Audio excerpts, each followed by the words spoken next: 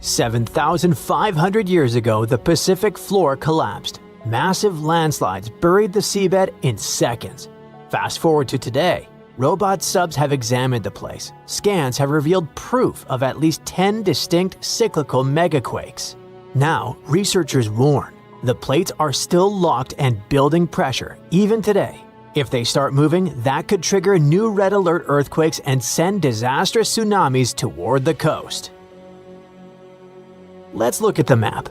The fault here is like a giant zipper. It's over 600 miles, stretching from northern California to Canada. It's called the Cascadia Subduction Zone, and it's a part of the Ring of Fire. You know, the famous giant horseshoe around the Pacific that can serve as your where-to-go reminder if you're into volcanic and earthquake tourism.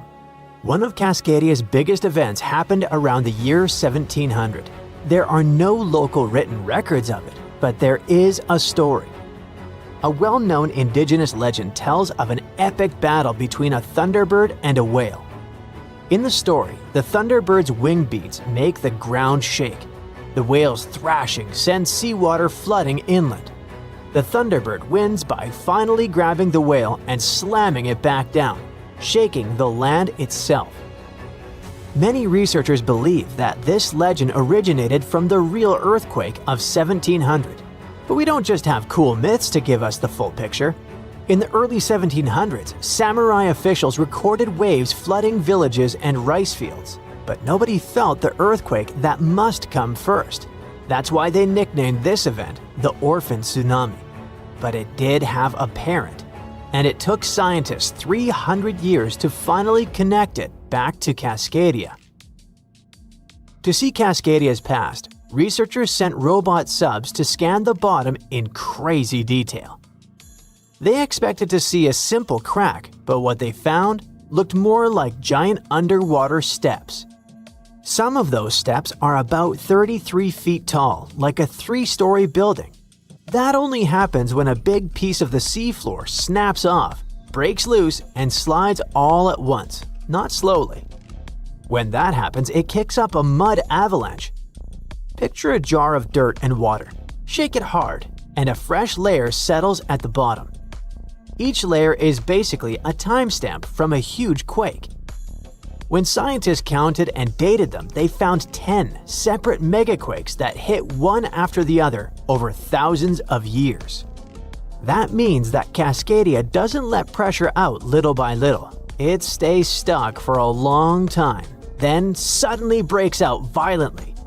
That pattern is why the Cascadia Subduction Zone is considered one of the scariest fault systems in North America today. So what's actually happening down there? The plates aren't sliding smoothly, they're stuck. And while they're stuck, the coastline is getting quietly bent out of shape like a ruler you're flexing in your hands. It doesn't look dramatic day to day, but it's been loading up for centuries. When that tension finally snaps, the coast will instantly drop. Geologists call this co-seismic subsidence. We're talking about the ground plunging 6 to 8 feet vertically in a matter of minutes. Imagine standing on a beach. The shaking stops, and you realize the ocean is rushing in. Not just because of a wave, but because the land you're standing on has physically sunk below sea level. That one move is enough to shove the seafloor out of position and force the ocean above it to react. Cascadia can produce a magnitude 9.0. That's top tier, categorized as the most destructive natural event that can happen. It can shake the ground for minutes, pushing and pulling everything back and forth until buildings and bridges start falling down. A 9.0 class quake also means the seafloor is vibrating and shifting, lifting in some spots, dropping in others, all in one sudden motion. A tsunami starts when the seafloor moves and pushes a huge amount of water out of the way. If the bottom suddenly lifts or drops, the water above it gets displaced instantly. That water has to go somewhere, so it races outward in every direction. Out in deep water, that wave is rarely tall. It spreads out across a long distance, so it can pass under ships without anyone noticing. The danger is speed. In the open ocean, tsunamis can travel around 500 to 600 miles per hour. That's like traveling from New York to Detroit in 60 minutes. Eventually, the ocean starts to pile up, getting taller by the second. Near shore, it can stack up to tens of feet, and in extreme cases, it can run up to 100 feet on land. It swallows the coast, then drags everything back to sea with a violent tug before the next hit arrives. But that's not all. When the fault snaps, it often triggers massive underwater landslides. When a huge chunk of seafloor collapses, it can shove water locally, like dropping a boulder into a tub. In the Cascadia subduction zone, you aren't just dealing with the earthquake's kick. You're getting a 1-2 punch from the shifting crust and the crumbling slopes combined. On parts of the Oregon coast, emergency experts say the shaking could last 5 to 7 minutes, long enough to realize what's happening and still won't be over. Then comes the scariest part. In some places, a tsunami can hit in 15 to 30 minutes. Remember, the earthquake is a warning. If you're on the coast and you feel strong, long shaking, you do not need to wait for a text alert or a siren, or someone on the news to yell tsunami. During the tremors, the basic recommendation is to literally drop to the ground, cover, and hold on, staying away from windows and chandeliers that can fall on you. As tempting as it is, we shouldn't stop to make a reel out of the situation. Before anything happens, make one decision while your brain is calm. Pick the closest high ground and go for it. Not somewhere uphill, an actual spot. If you ever needed a reason to learn your neighborhood, this is it. Your instinct might say, get into the car and drive. But don't. Roads are probably jammed and bridges could be damaged. People who live on the coast already know to keep it practical, with shoes on the bed and a go bag prepared just in case. The danger doesn't end with the first impact because the tsunami waves, well, they come in waves. The initial hit is rarely the largest, and the ocean can continue to pulse in and out for hours. This creates a violent tug-of-war. The receding water acts like a massive vacuum, dragging anything caught in the backwash out to sea. Japan's 2011 disaster is the most recent vivid example of what a magnitude 9.1 can do. The seafloor shifted in a single massive heave, and minutes later, the ocean literally rearranged the coast. A huge wall of water crashed inland, reaching over 100 feet high in some spots, and turning the coastline into a conveyor belt of debris. It was like water turned cars into giant bowling balls and shipping containers into massive metal bricks, smashing ports and drowning low-lying airports and electrical substations. Finally, what do officials say about the timeline for the possible next disaster hitting Cascadia? Well, they can't give us precise dates, but they did announce some odds. For the biggest, scariest earthquake possible, the United States Geological Survey says there is about a 10% to 15% chance it'll happen in the next 50 years. Chances for a quake that isn't the mega version are 1 in 3 in the next 5 decades. Those odds are actually pretty high. But here is why it isn't all that grim. Scientists know this isn't random. Cascadia has a pattern, and patterns are what preparation runs on.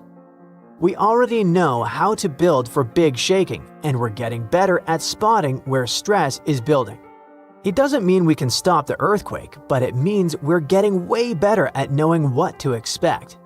In the meantime, just keep a go bag by the door and maybe take a walk around your neighborhood every once in a while. Something is about to reshape the entire future of the West Coast. The coastline, the infrastructure, the whole map. Scientists fear there is not one but 2 big earthquakes coming, one caused by another. This wasn't even on the radar for most people, but new research is changing everything.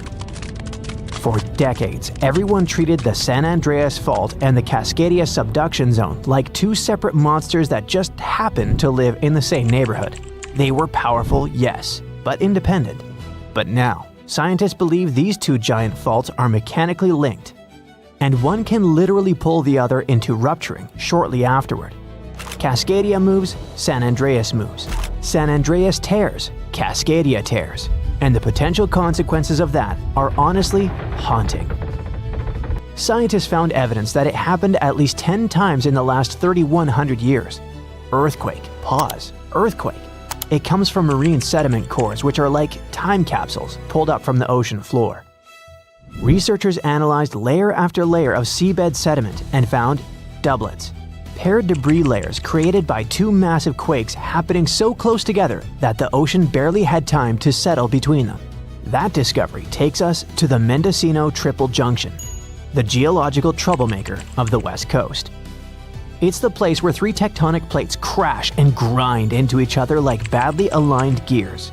It's also the zone where the San Andreas meets Cascadia, which makes it the perfect place for these double quakes to form. The stress changes caused by a rupture in one fault travel straight through this junction and destabilize the other. It's benign when it happens to a bookshelf. When you move one book, three others shift. But when you think about it like a coastline with millions of people, entire cities, major infrastructure, it instantly feels terrifying. To many people who live on the West Coast, the San Andreas kind of feels like a California's problem, and Cascadia like an Oregon and Washington's problem. But when you understand that these two faults can essentially fire at each other, it stops being a local issue and becomes a continental one.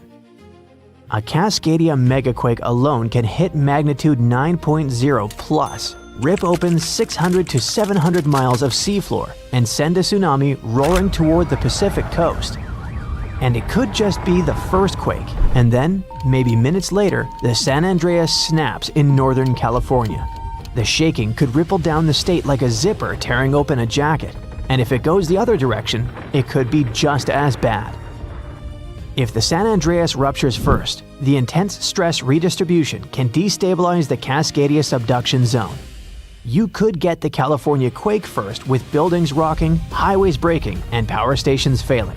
And then, soon after, the ocean pulls back in Oregon or Washington.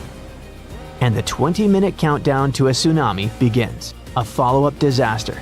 It's the kind of chain reaction you don't want even in a video game, let alone real life. This discovery also tells us something eerie about the earthquake in 1700, the one that sent a tsunami across the Pacific so huge that it struck Japan with no warning. Japanese fishermen called that wave the orphan tsunami because it arrived without any felt shaking. Only centuries later, scientists figured out that it came from the Pacific Northwest. But until recently, no one knew that the San Andreas might have felt that event too, and it possibly slipped or destabilized because of it. So, the whole West Coast may have moved together. And we've come to the scariest part. All this isn't about if, it's strictly about when. The faults have a rhythm, a pace, and a geological heartbeat. We've seen how they behave across thousands of years. We know what they did, and now we know they sometimes do it in sequence. The real fear isn't the first quake. California already expects a big one. The real fear is the second quake, the one that comes before you've checked on your family, before emergency responders regroup, before the power comes back, and before the dust settles. Even if you don't live on the West Coast, this matters for you too. The ports in California, Oregon, and Washington handle a massive chunk of America's imports. Knock them offline, and it's not just the coastline that feels it. The ripple hits the entire country, and potentially the world. Grocery prices spike, supply chains freeze, gas availability dips, shipping timelines go nuts. The world is much more connected than any of us thought, and a geological double punch on the Pacific coast wouldn't stay a local disaster. It would spread, thread by thread, into everyone's life. So, those in power must prepare not for one giant rupture, but for two. Emergency plans, evacuation routes, response times, and power grid designs, all of it needs updating. Because nature has now shown us what even a single major rupture can do to a modern economy.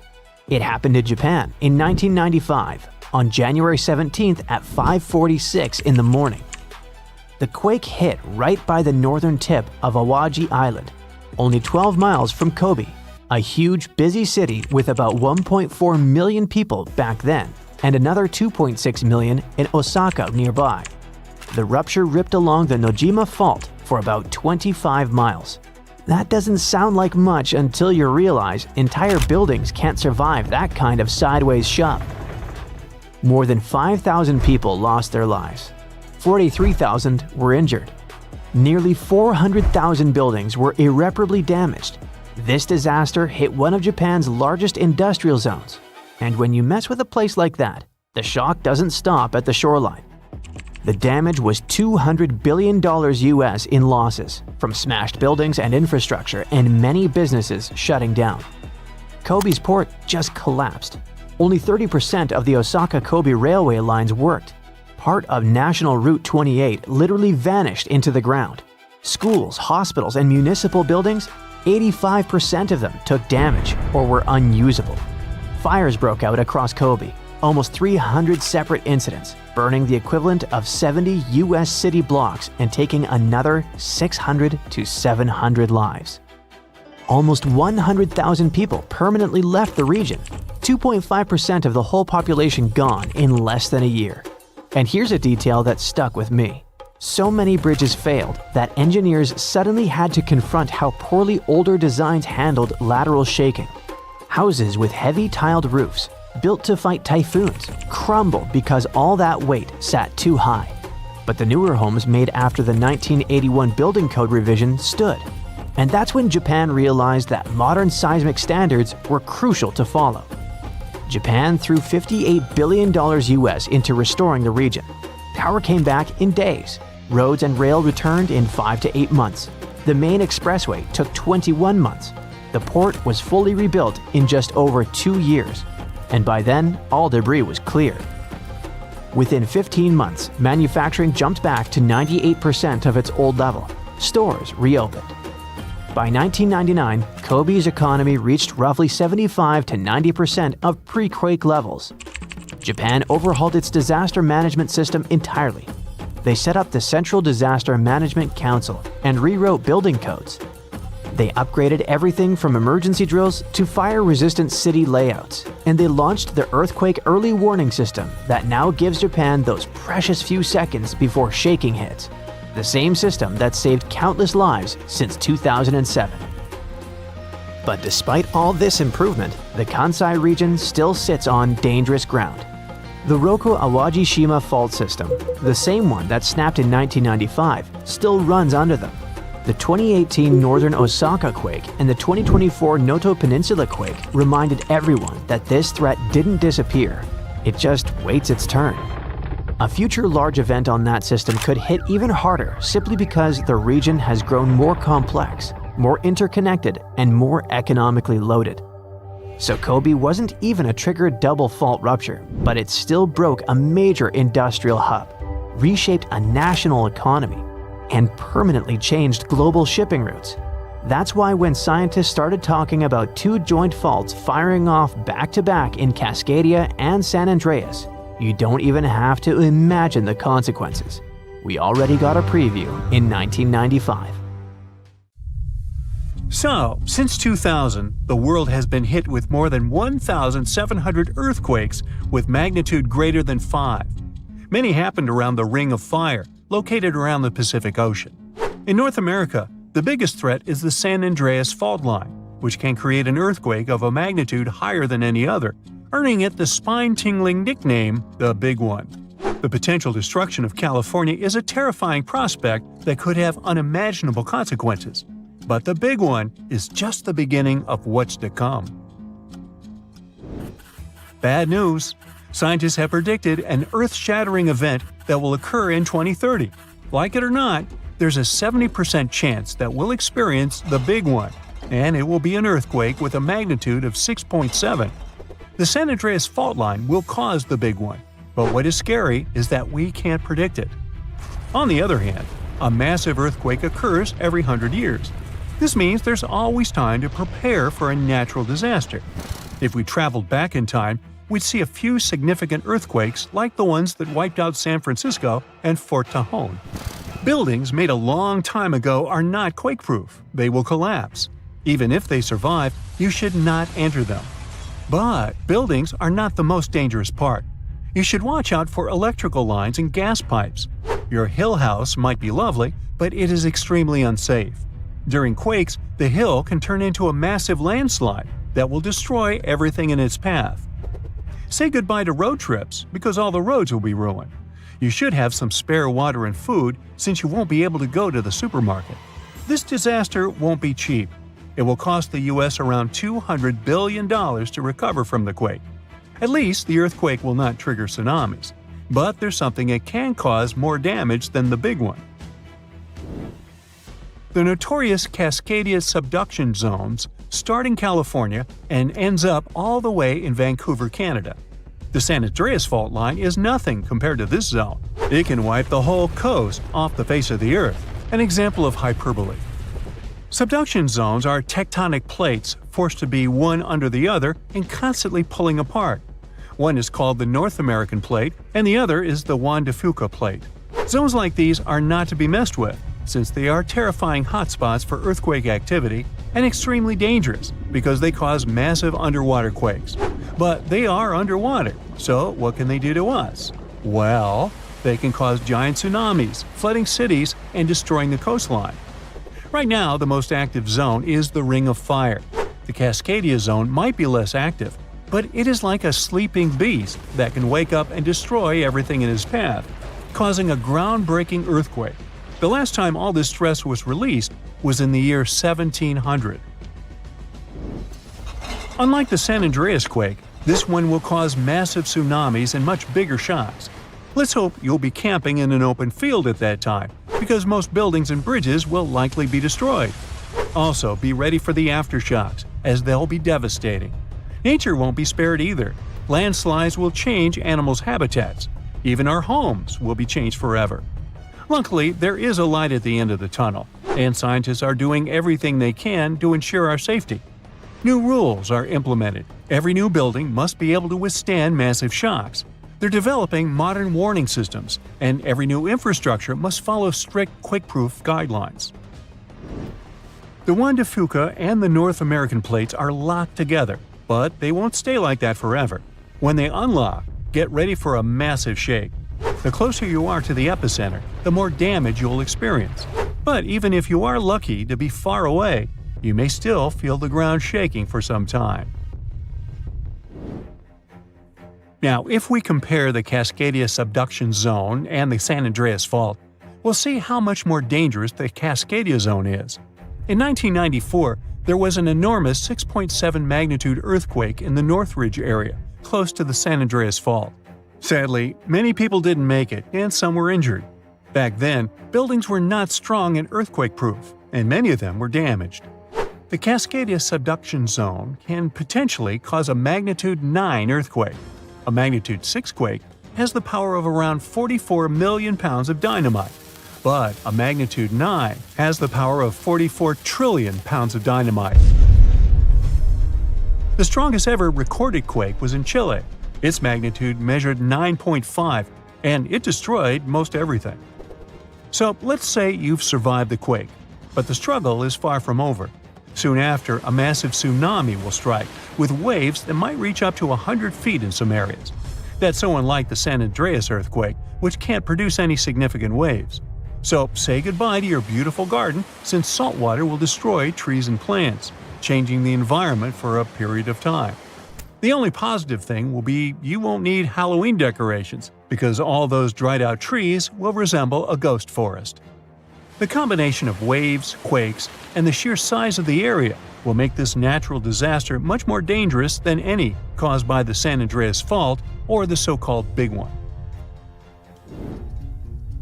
A quake similar to this happened around 300 years ago. Many more have been recorded in the past 3,500 years, proving that they continually occur every 400 to 600 years. So, technically, we have around 100 to 300 years before the next big one hits. We still have no idea how exactly the Cascadia subduction zone works, because we discovered it in 1970. This zone is super scary because it can cause big earthquakes. It was found by accident when researchers studied the Ring of Fire. They wanted to know if this area had caused any trouble in the past years, and the proof was under their noses. In Washington, there is a horror forest where nothing has been growing for years.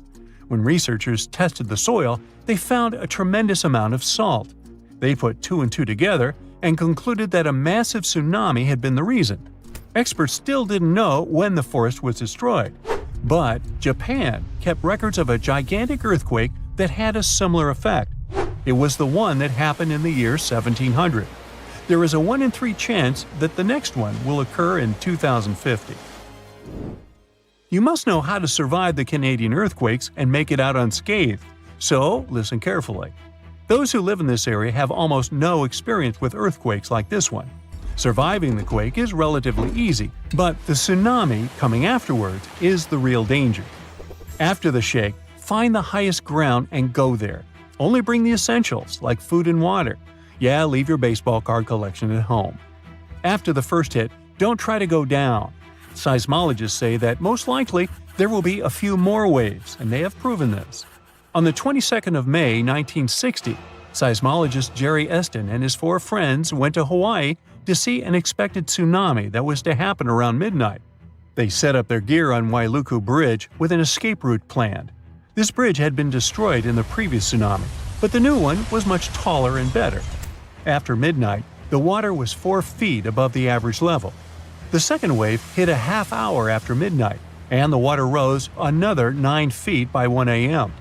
The water started going down and dropped by 7 feet, but the horror was far from over. Next, they saw a wave that was around 20 feet tall. This shows us that tsunamis are unpredictable, and we should listen to experts to stay safe. You rub your eyes, trying to make sense of everything. Perfect circular holes in the bottom of the ocean floor off the coast of Big Sur in California. You have no idea how this happened, even though you're a marine biologist who's been practicing it for years. You go through some of the old records and find out that these holes have been around since the 90s. In 1999, a ship-mounted sonar conducted a survey and found 5,200 of these pockmarks, or large holes over 500 square miles, on the ocean floor. They look like moon craters underwater. You contact your team and get the robot ready to go down and explore the scene and bring back a few samples. You and the team drive to the coast and hop on the boat. You're sitting inside controlling the robot with a joystick. Your teammate sets the robot in the water and drives it down. Everything seems normal near the surface, but as the robot goes lower, the pockmarks start appearing. A bunch of boats swift past you, making you lose your balance and focus. The robot turns on the flashlight so you can see better. But as it goes lower, the resolution is less crisp. It almost reaches the bottom, and the holes are smooth and nearly perfect circular shapes. Some of these holes that were visible in the sonar reading measure more than 30 feet across and 15 feet deep. You show the rest of your teammates the images, and they're shocked. The robot continues swimming, but there appear to be more holes all around. Many of them are too small for the scanner to capture from above. These microdepressions are steep and have sort of tails going in a certain direction. It's possible that the currents underwater played a role in their shape.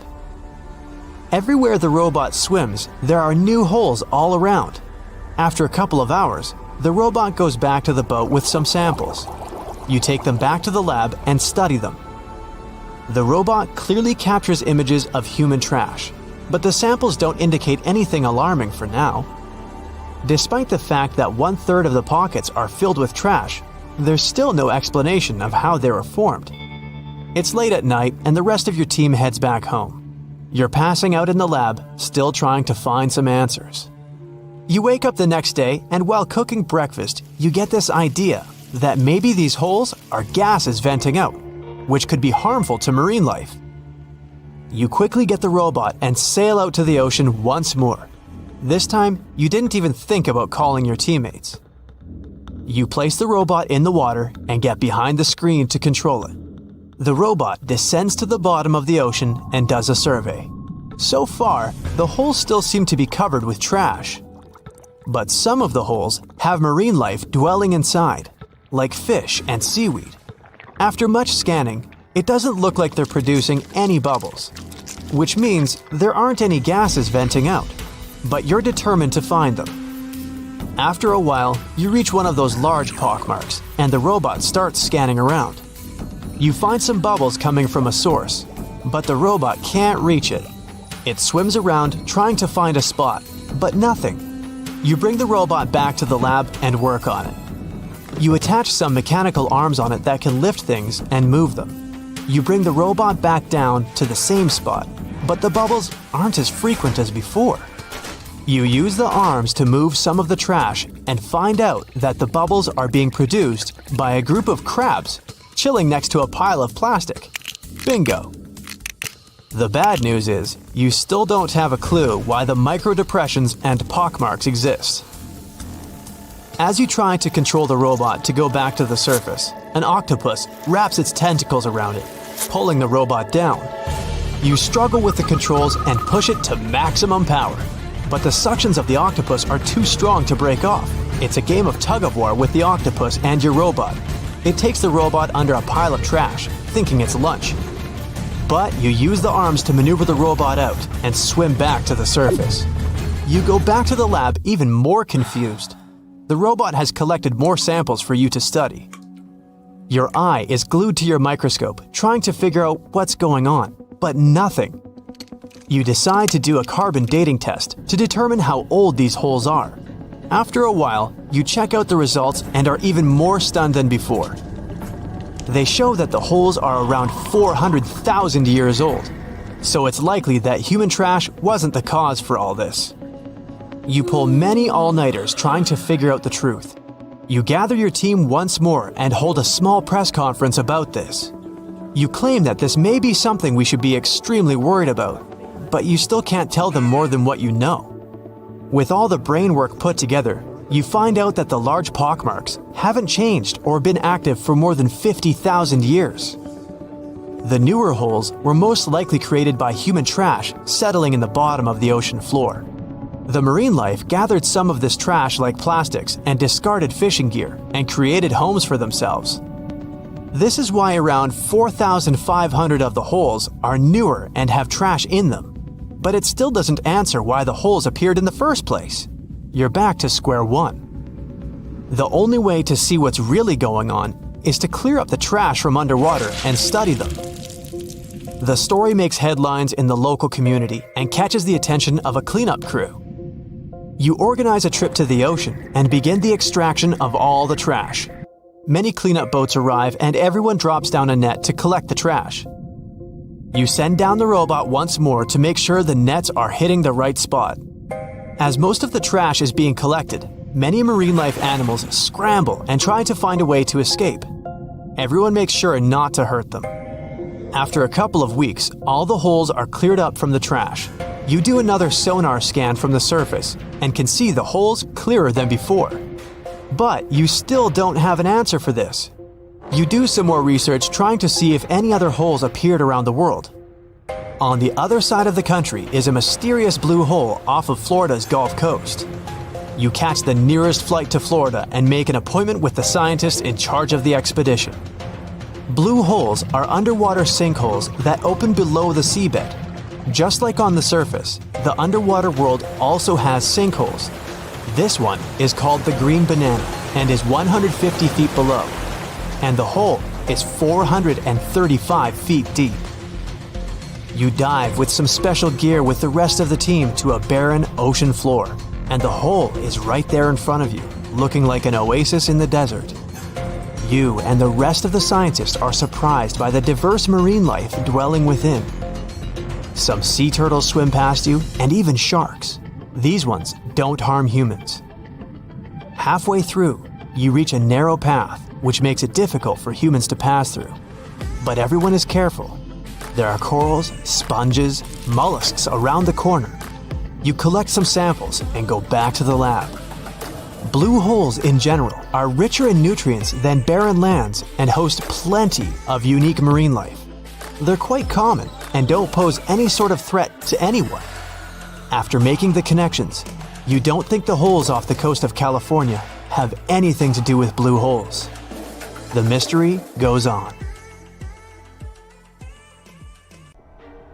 We know more about space than we do about the ocean. We know more about the ocean than we do about the Earth's core. But how do we study something that lies more than 1,000 miles beneath our feet? Oddly enough, you need to fly into space. Thanks to satellites orbiting the planet, scientists have discovered something strange at the very heart of the planet. News about mysterious signals from space barely surprises anyone, but how about this? We detected strange signals coming from deep beneath our own home. Before we go into those signals, we need to understand why it's so important to study what's inside the planet. How does the core affect us? Our lives depend on it in several crucial ways. First, the core plays a fundamental role in gravity. We don't drift off into space because a massive spherical mass of molten metal locks us to the surface. Second, it powers Earth's magnetic field. Dangerous cosmic radiation and solar wind that could scorch everything are blocked thanks to the planet's magnetic field. And third, the inner processes of the Earth influence earthquakes and volcanic eruptions.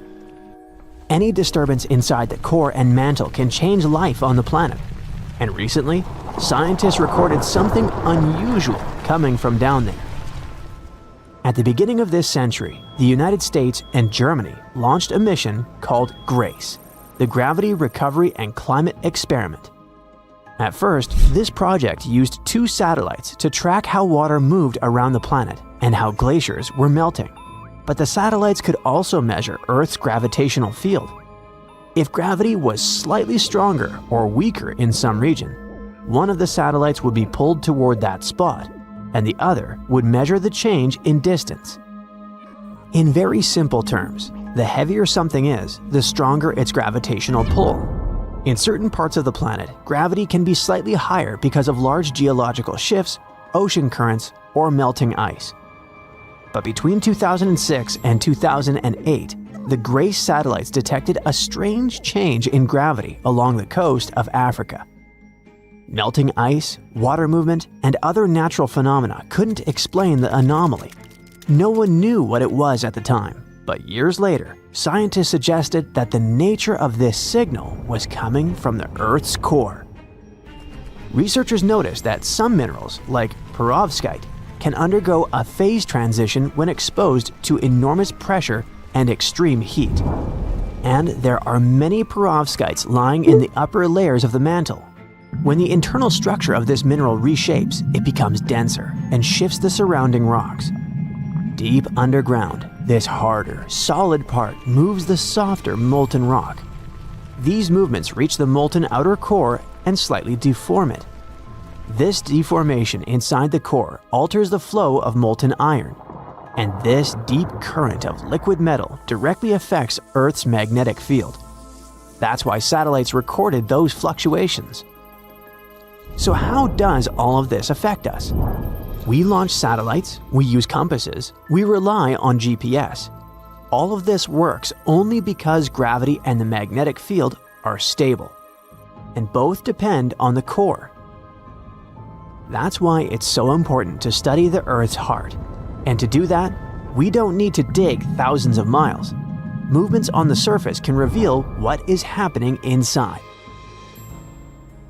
Studying vibrations in the crust, recording gravitational shifts, calculating, modeling, and forming hypotheses. It all sounds a little boring. Is there another way to figure out what's happening down there? We sent Voyagers into space, and some of them have already left the solar system. We descend into the depths of the Mariana Trench inside bathyskiffs. So what's the problem with drilling a shaft deep into the Earth's crust? Humanity actually has some experience with this. In the 1970s, Soviet geologists began drilling the Kola Super Deep borehole. It became and remains the deepest artificial borehole ever created.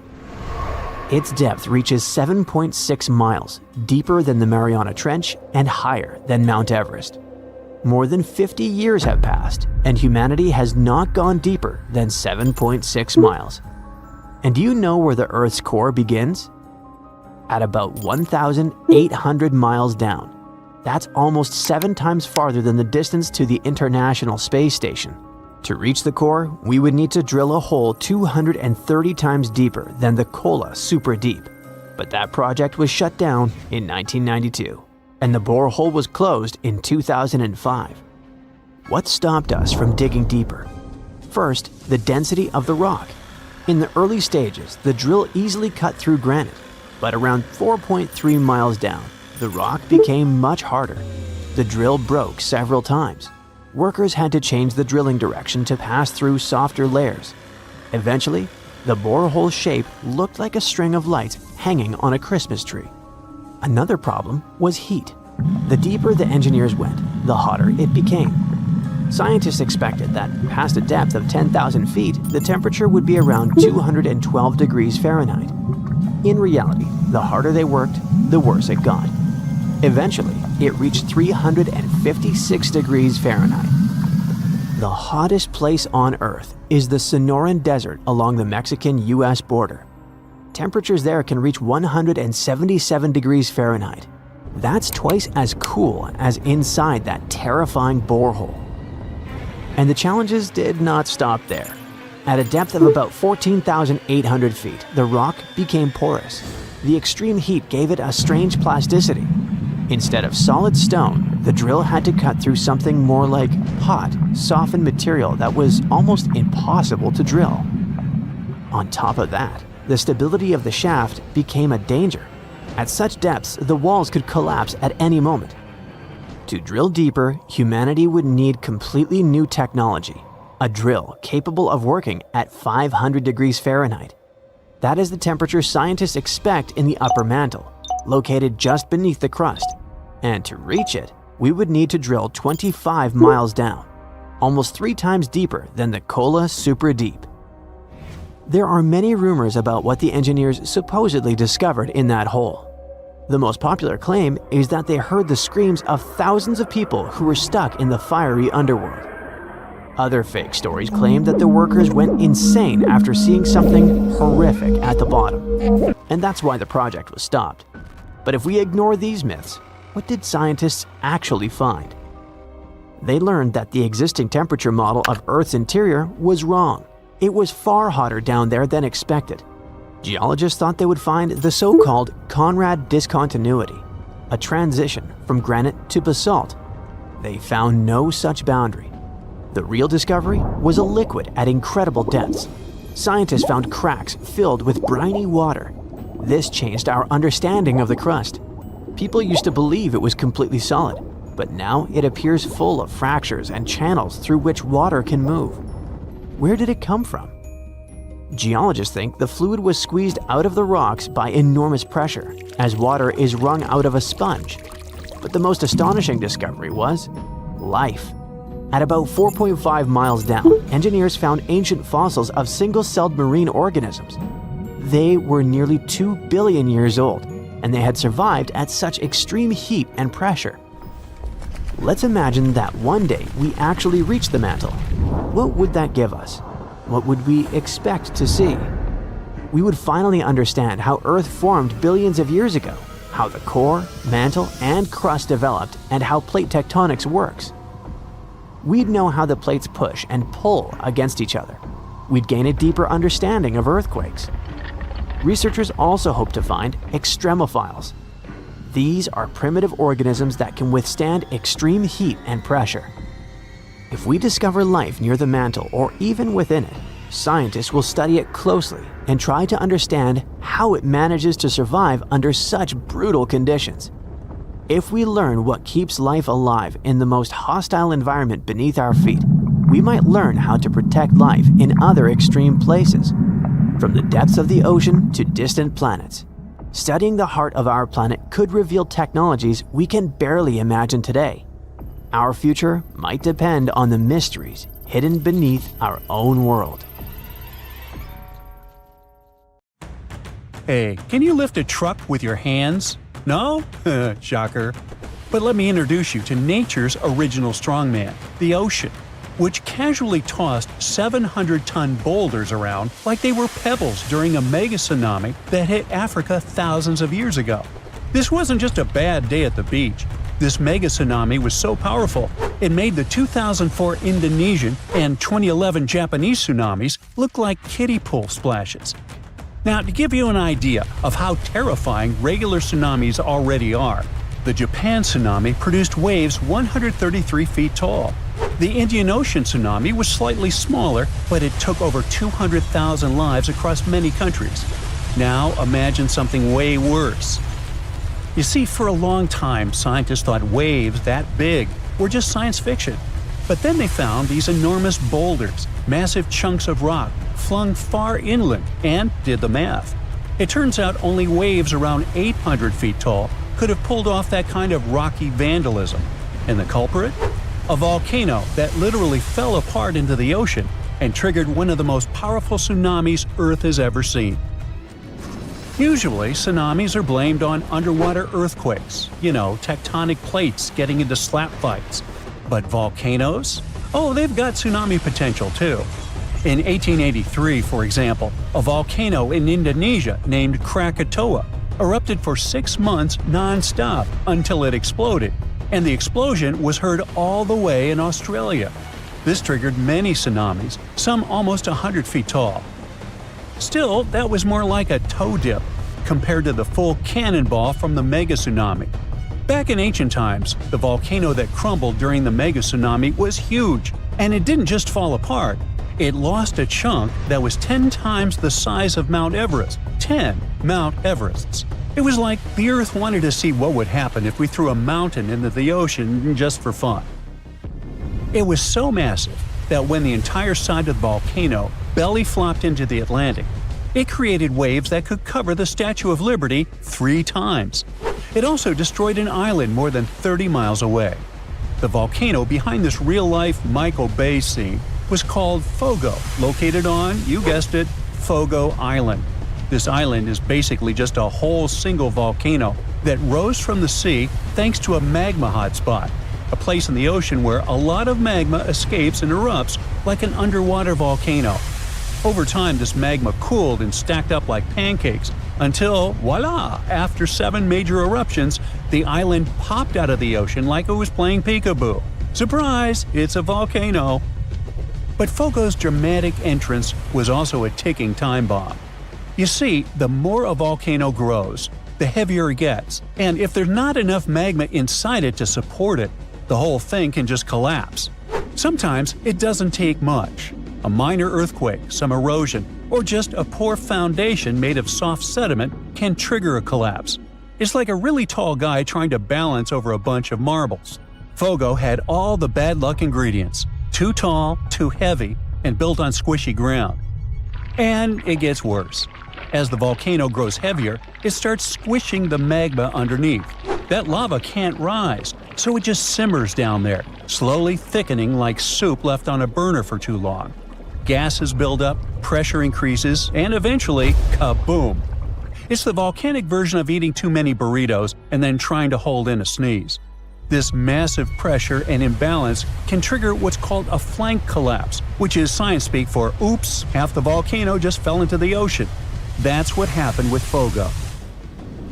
Most of the volcanic islands that form this way are long gone, but Fogo is still very much alive and kicking. In fact, it last erupted in 2014, and considering that it goes off every 20 years, maybe don't travel to Fogo Island in around 2034. For the longest time, scientists believe only big, bulky volcanic islands could collapse like this. But new research says that even smaller, skinnier guys, like the Danny DeVitos of the island world, aren't safe either. The thing is that small volcanic islands only seem stable because of their small mass. It's like Danny DeVito and Arnold Schwarzenegger both slipping on the ice. Arnie's fall might cause more chaos, but Danny can still go flying. And those little collapses? Yes, they matter. Take Santa Maria, a tiny island that's about 170 times smaller than Hawaii. It has collapsed multiple times, not because it wanted to, but because it's basically standing on soggy breadcrumbs. Its foundation is loose marine sediment, and to make things worse, it's sitting right next to the East Azores Fault, where 3 tectonic plates meet up for daily slap fights. This fault is responsible for many earthquakes and even some tsunamis that happened in Lisbon in the past, so you can imagine what it's like living right above it. Every time the volcano in Santa Maria erupts and grows, it also sinks. But when a chunk collapses, it bounces back up like a buoy. This seamount to island again roller coaster means that Santa Maria has popped in and out of the ocean like a submarine playing peekaboo, and with every peak comes a potential tsunami. Another volcano with similar trust issues is Pacaya, located in Guatemala. Between 2011 and 2013, scientists spotted strange movements in the soil, tiny shifts that suggested something underneath was getting restless. Sure enough, in 2014, Pacaya erupted. Luckily, it didn't collapse, but that risk still looms, especially if magma gets trapped in it like it did with Fogo. The consequences could be explosive, literally. In fact, about 1,000 years ago, Pacaya experienced a collapse that sent debris avalanches more than 15 miles away. Since then, it's rebuilt itself like a fiery phoenix, but it could still crumble again. That's why volcanologists obsess over the tiniest wobbles. It's not paranoia if the mountain really might fall. Now you might be thinking here, okay, but that was the past. Surely that kind of ridiculous mega tsunami collapse can't happen again, right? Well, welcome to the 21st century. Islands like Hawaii, La Palma in Spain, and various parts of the Caribbean are sitting on the same kind of geological whoopee cushions. All it takes is the right combo: loose foundation, steep slopes, maybe some trapped magma, and boom, flank collapse. In fact, it's already happened recently. In 2018, Anak Krakatau, the volcanic baby of the infamous Krakatoa, lost a big chunk of itself during an eruption. It caused a tsunami, but it was more awkward than devastating, like a volcano losing its pants on stage. Embarrassing, but survivable. But that's just amateur hour compared to history's real showstoppers. Ritter Island's 1888 collapse was so intense that the island literally got shorter. It went from being more than 2,000 feet tall to a mere 460 feet. But the record holder is the legendary Latua Bay megasplash from 1958, where a 7.8 magnitude earthquake triggered a massive landslide that sent a wave taller than the Empire State Building roaring through Alaska at highway speeds. Strangely enough, only 5 people lost their lives here, but on the other hand, the destruction path it left behind can still be seen today, all the way from space. Melting glaciers and ice caps can make volcanoes collapse too. When they melt, there's a sudden decrease in pressure on Earth's crust that can destabilize entire volcanoes. It's called isostatic rebound. It's like suddenly yanking a chair out from under someone who's been sitting still for centuries. Whoops. Also, here's something you probably never thought you'd worry about on your island getaway. Some volcanic islands grow outward as lava pours into the sea, creating unstable platforms known as lava deltas.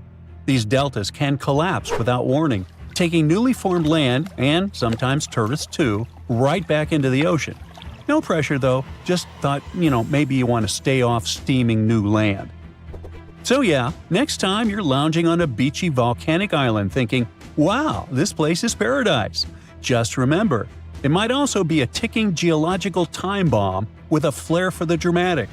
From ancient mountain-sized cannonballs to surprise lava deltas, volcanoes have a history of keeping things spicy.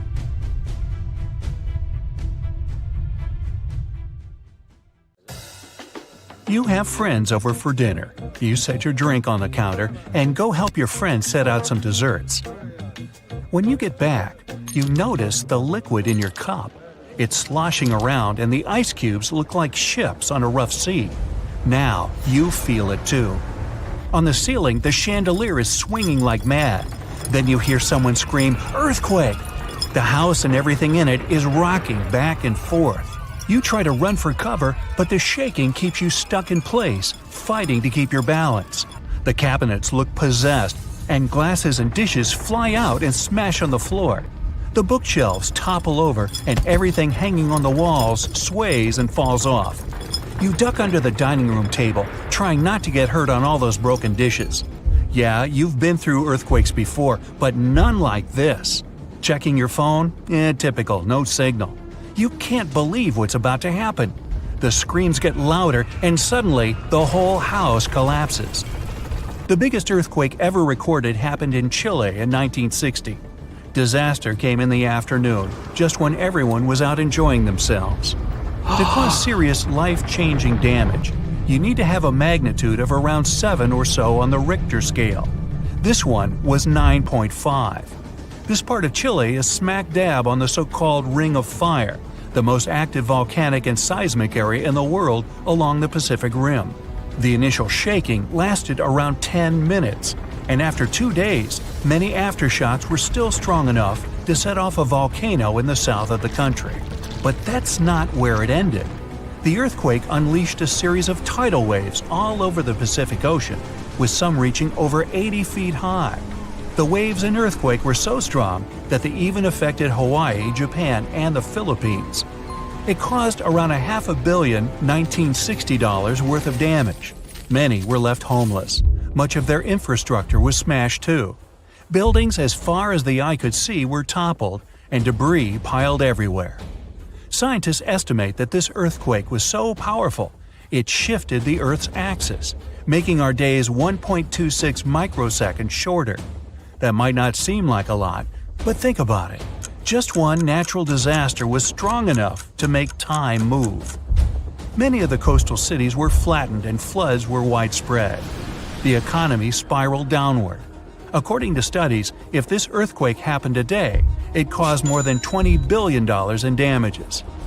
So what would happen if an earthquake twice that size hit without warning? For starters, you'd likely feel the effects even further away. Tidal waves wouldn't just hit the coasts of Japan and the Philippines. They would move even further to China, Korea, Vietnam, and even Australia. And those waves would be significantly higher than 80 feet, perhaps double that.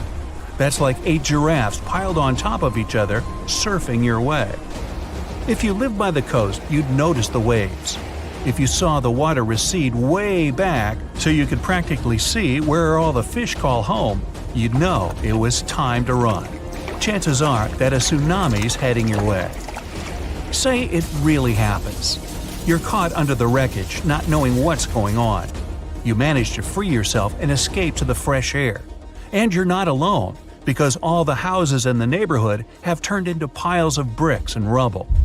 The bridges have also collapsed, leaving people stranded on either side. You look around, dust yourself off, and rush to find help. Fire trucks and ambulances drive between the broken-down cars and rubble. You try to make it to your car, but the aftershocks are still hitting, and you're getting tossed to the sidewalk.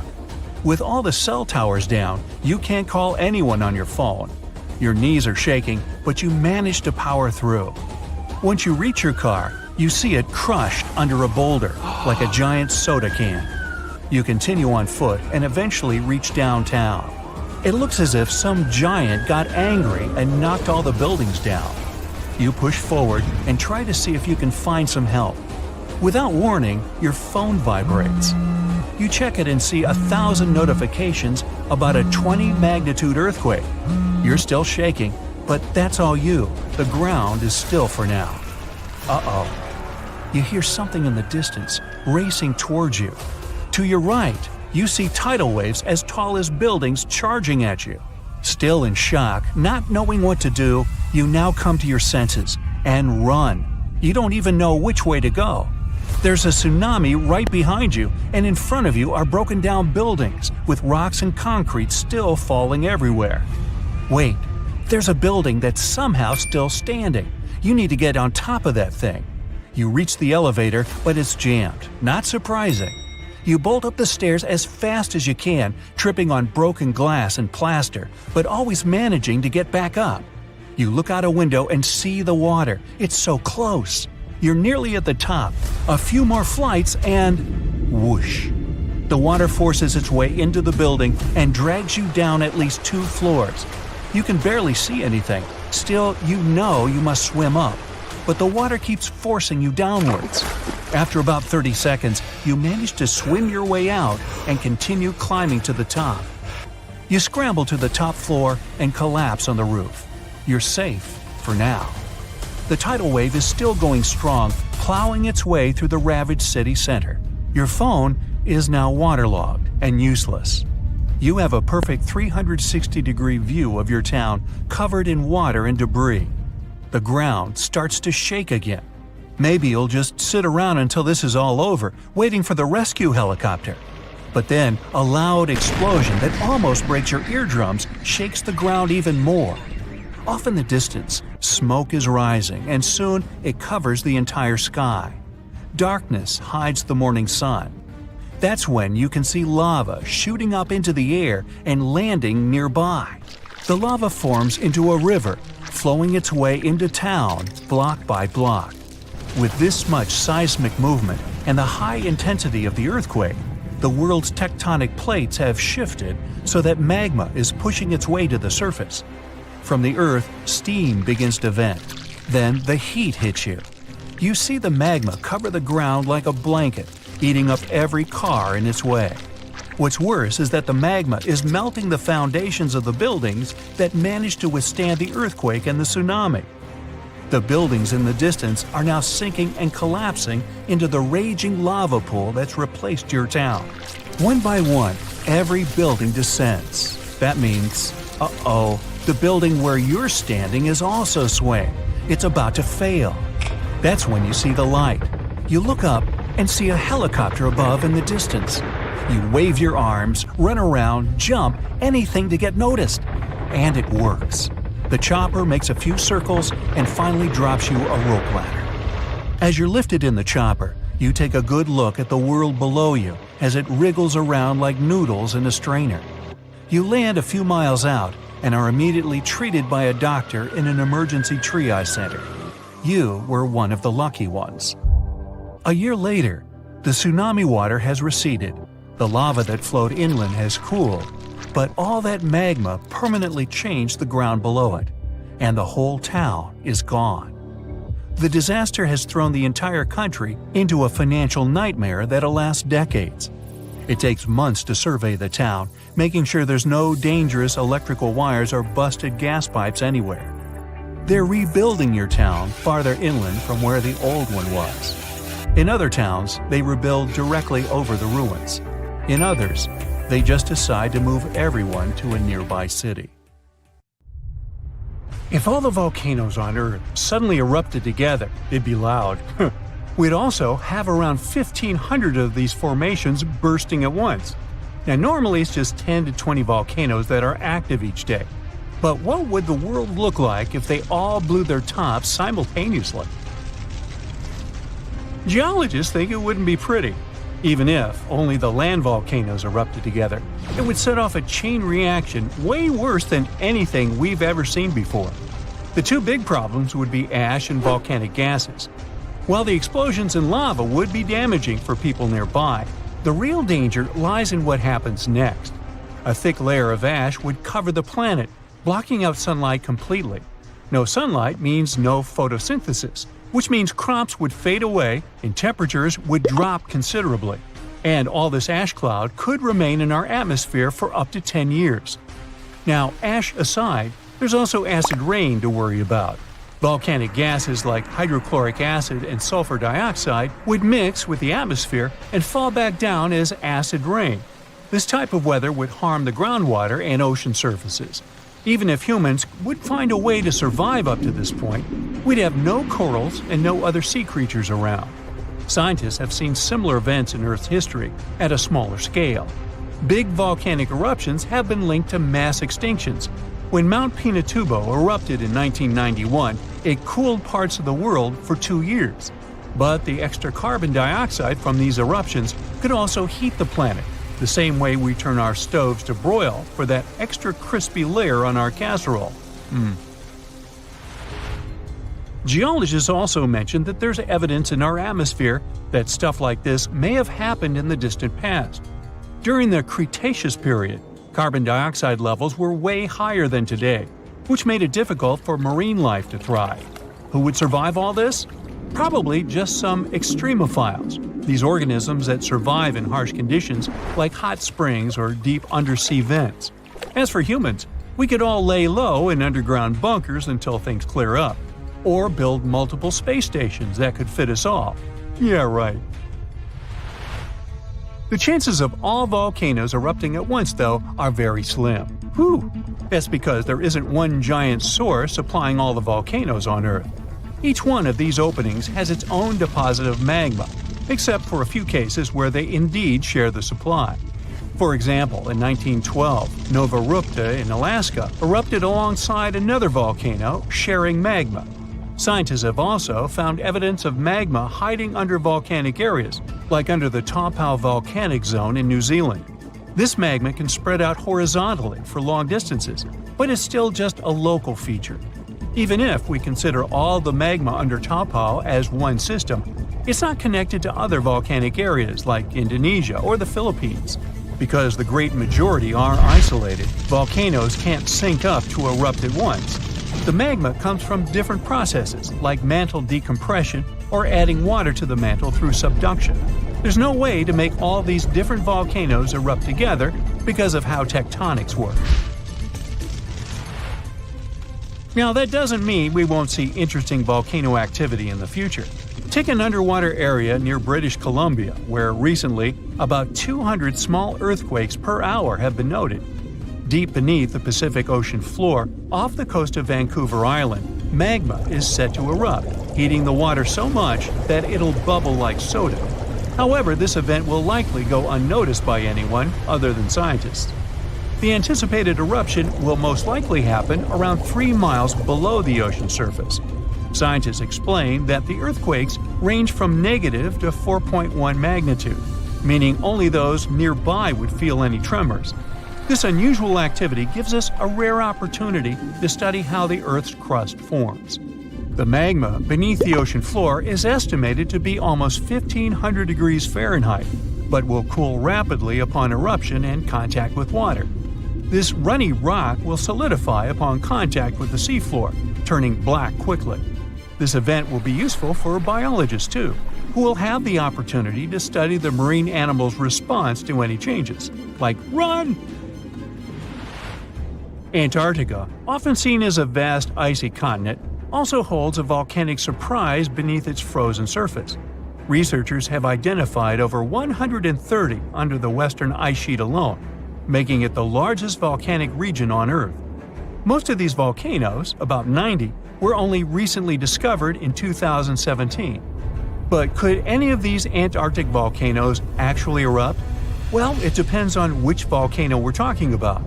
While these formations are relatively young in geologic terms, it's hard for scientists to tell if they're still active or not.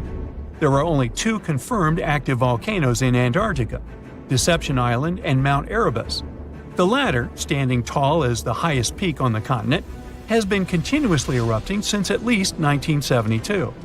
It's known for emitting gas and steam, and sometimes even throwing out rocks in what are called strombolian eruptions. One of its most notable features is a persistent lava lake in its crater, a rare phenomenon due to specific conditions needed to keep the surface molten. For instance, it's fueled by a steady supply of magma from deep within the Earth's mantle.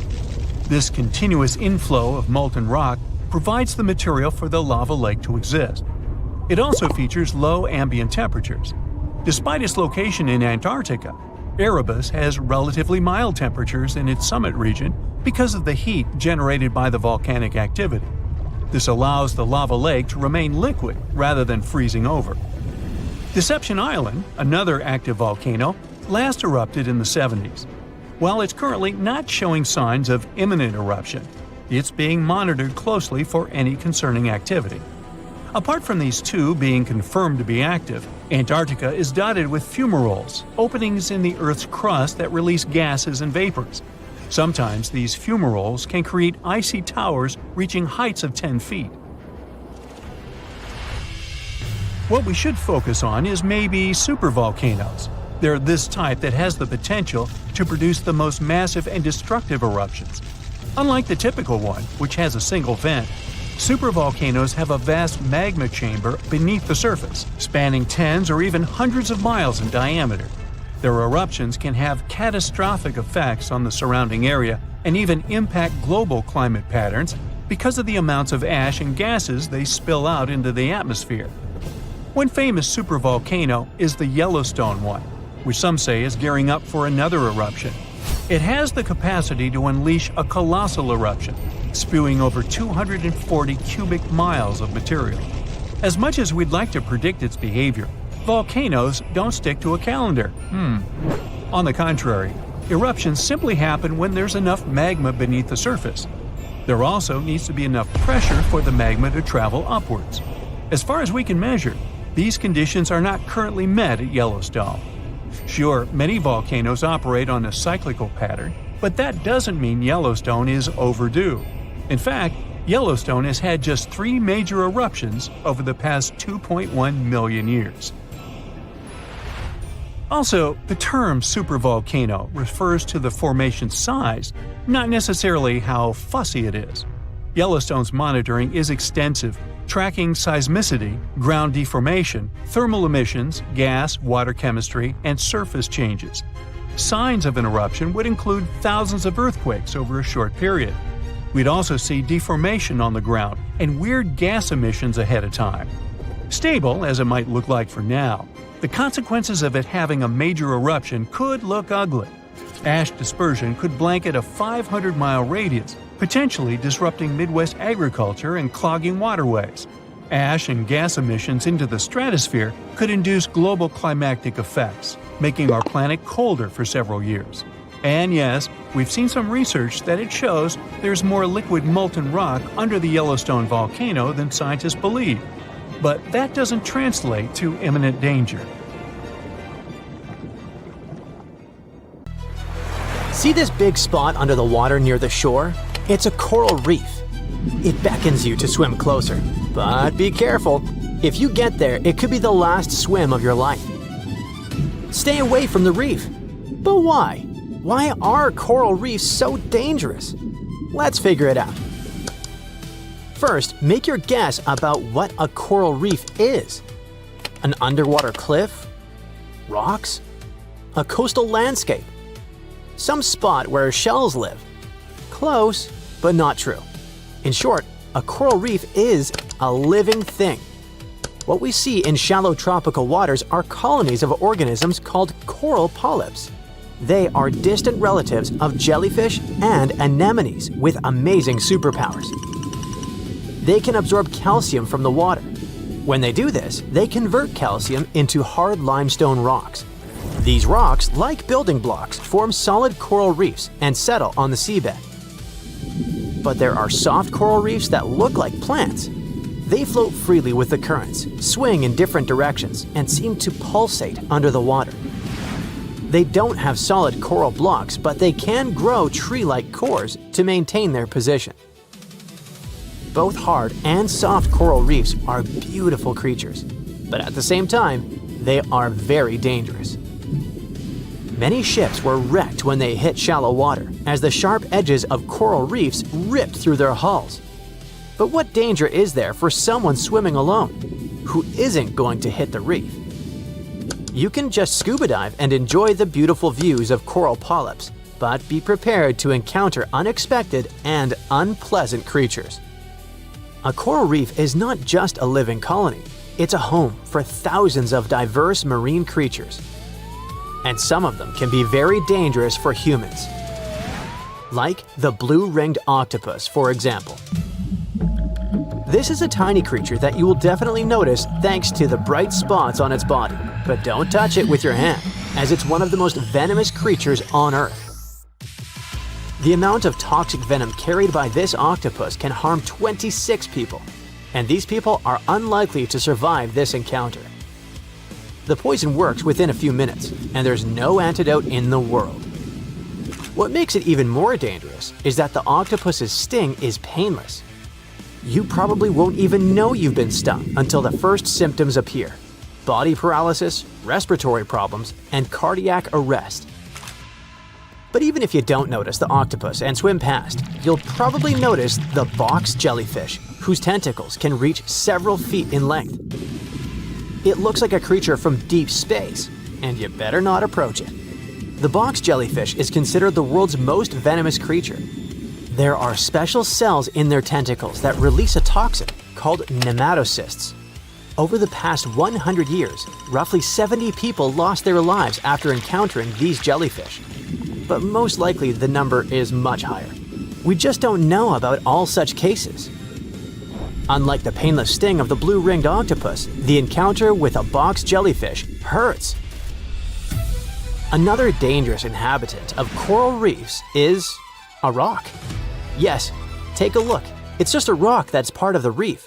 But wait a minute, it seems to be moving. Don't touch it. It's incredibly venomous. By now, you've probably already realized that this is not a stone. This is the stonefish. And this sullen-looking guy is one of the most venomous fish on the planet. Do you see those little spikes along its spine? The fish raises them when it feels in danger.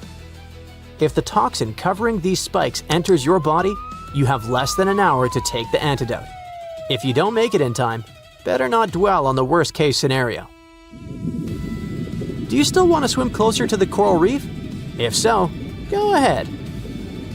There are other scary creatures there. This one, for example, doesn't pretend to be a rock or something harmless. It looks dangerous, and it is dangerous. It's the moray eel. These underwater snakes are not venomous, but meeting them can be unpleasant. They can bite quite painfully, but only if you disturb them in their burrows.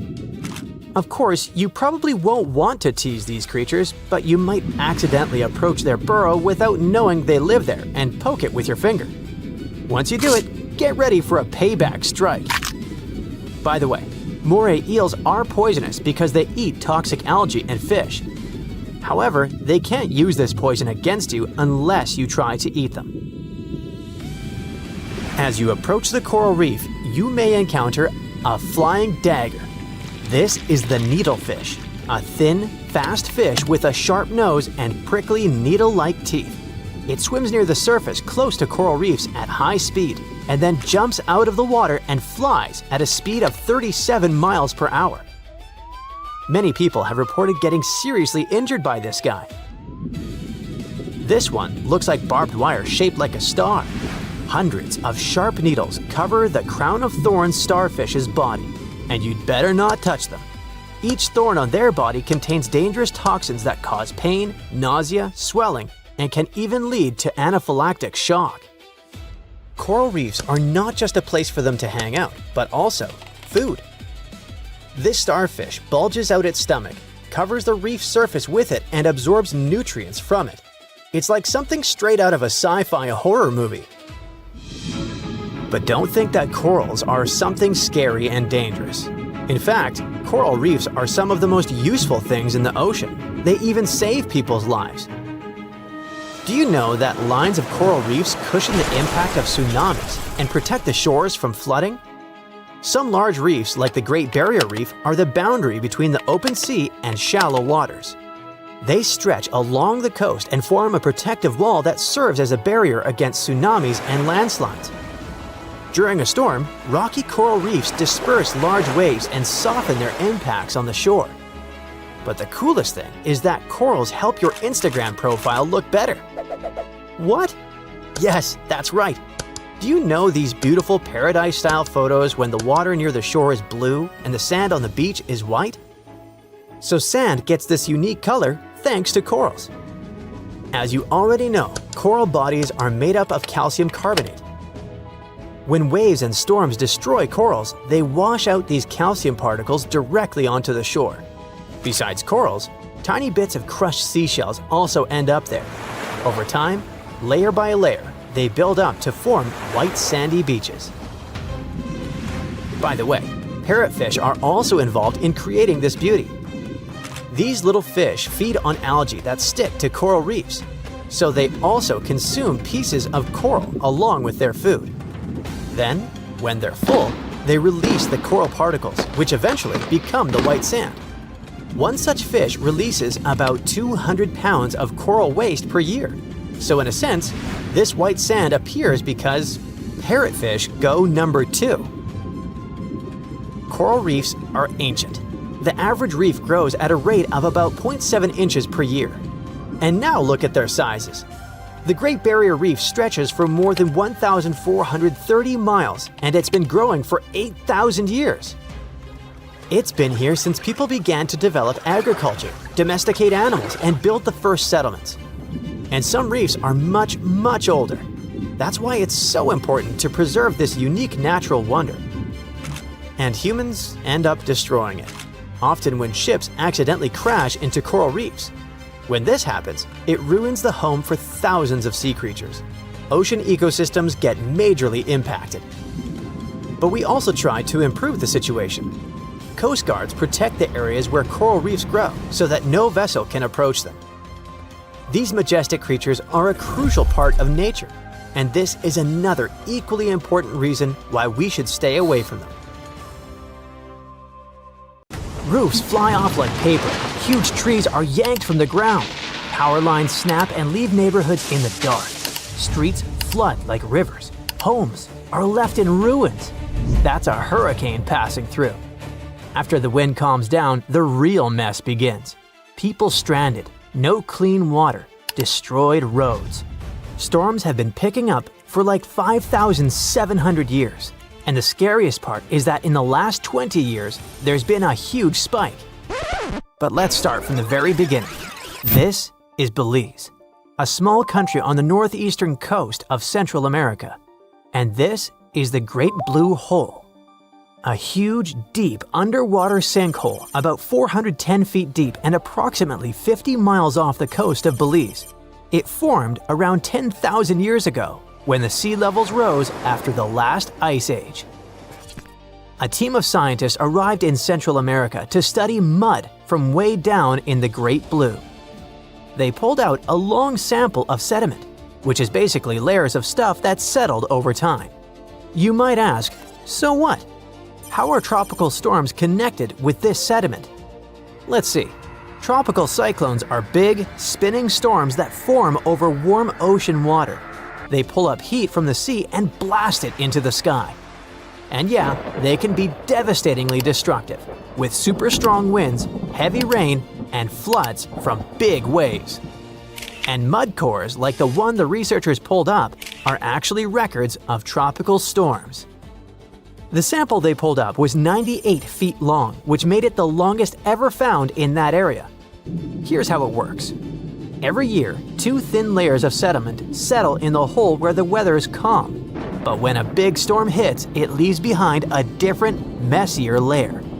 So by looking at these layers, scientists could tell how many storms hit that spot over the last 5,700 years. It's like counting tree rings, you know?